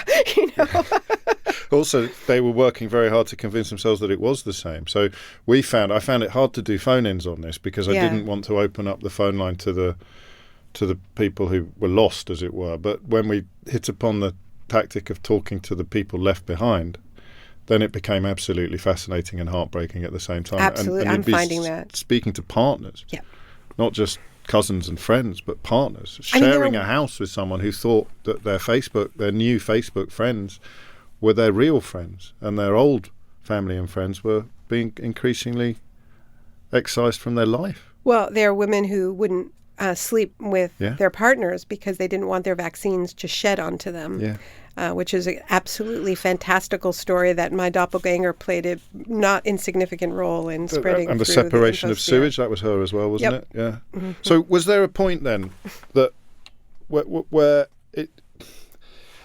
Get this right. So it's so bonkers that it doesn't bear looking at or thinking about. And then suddenly it's still bonkers, but it does bear. Yeah. It is a correct subject of inquiry. Well, I mean, it sometimes seems half the population, certainly when I'm in the U.S., that has just taken a flight into a world where they can just manufacture facts at will. And I don't want to pretend that everybody who's not them is very seriously looking at the facts all the time. I mean, I think we all have ways of distracting ourselves and disappearing into our own vanities and egos, and it's very hard to be alive to the weight of our moment of intersecting crises. But that is different than just deciding you're just going to make up a whole bunch of extremely alarming facts, like these vaccines have caused a genocide and the government is hiding it from you. So that affects everything. Like if you have a large portion of the population that is just deciding to sever from any shared reality, how are we supposed to confront any of the crises that we face? So that's when I decided that this was a worthy subject. As somebody who's, I work at a university, I teach, courses about the climate crisis. I help lead a research center about climate justice. I still care about all of that, but I really am concerned that we're not going to be able to make any progress at all if we're not looking at this piece of it, which is huge, which is just the world of conspiracy culture and make your own reality.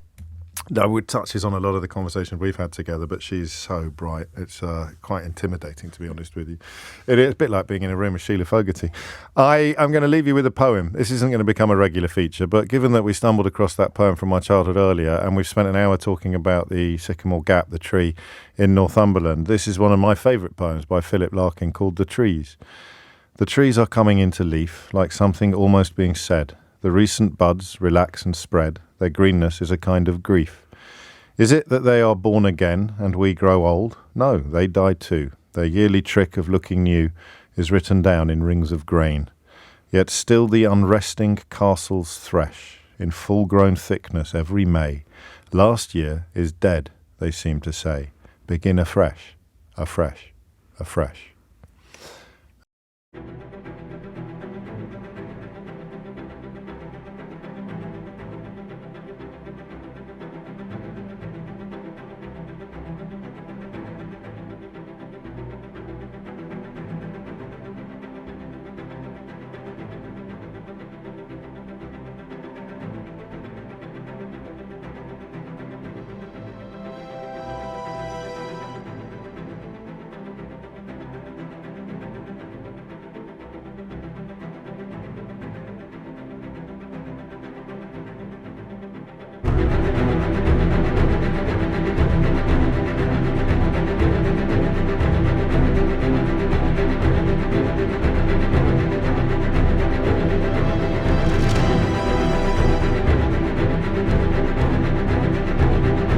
And that's it from me for another week. We'll do it all again on Monday morning from 10. If you missed any of today's show, you can listen back on Catch Up on Global Player, rewind live radio, or enjoy the whole show podcast. All LBC's shows are there, as well as the world's biggest podcasts, including, of course, Full Disclosure. Rewind live radio on Global Player. Download for free from your app store or head to globalplayer.com. Tom Swarbrick with you at 4 on LBC, but now it's time for Sheila Fogarty. Now it's time for Sheila Fogarty. Now it's time for Sheila Fogarty. Now it's time for Sheila Fogarty. Now it's time for Sheila Fogarty. Now it's time for Sheila Fogarty. Now it's time for Sheila Fogarty. Now it's time for Sheila Fogarty. Now it's time for Sheila Fogarty. Now it's time for Sheila Fogarty. Now it's time for Sheila Fogarty. Now it's time for Sheila Fogarty. Now it's time for Sheila Fogarty. Now it's time for Sheila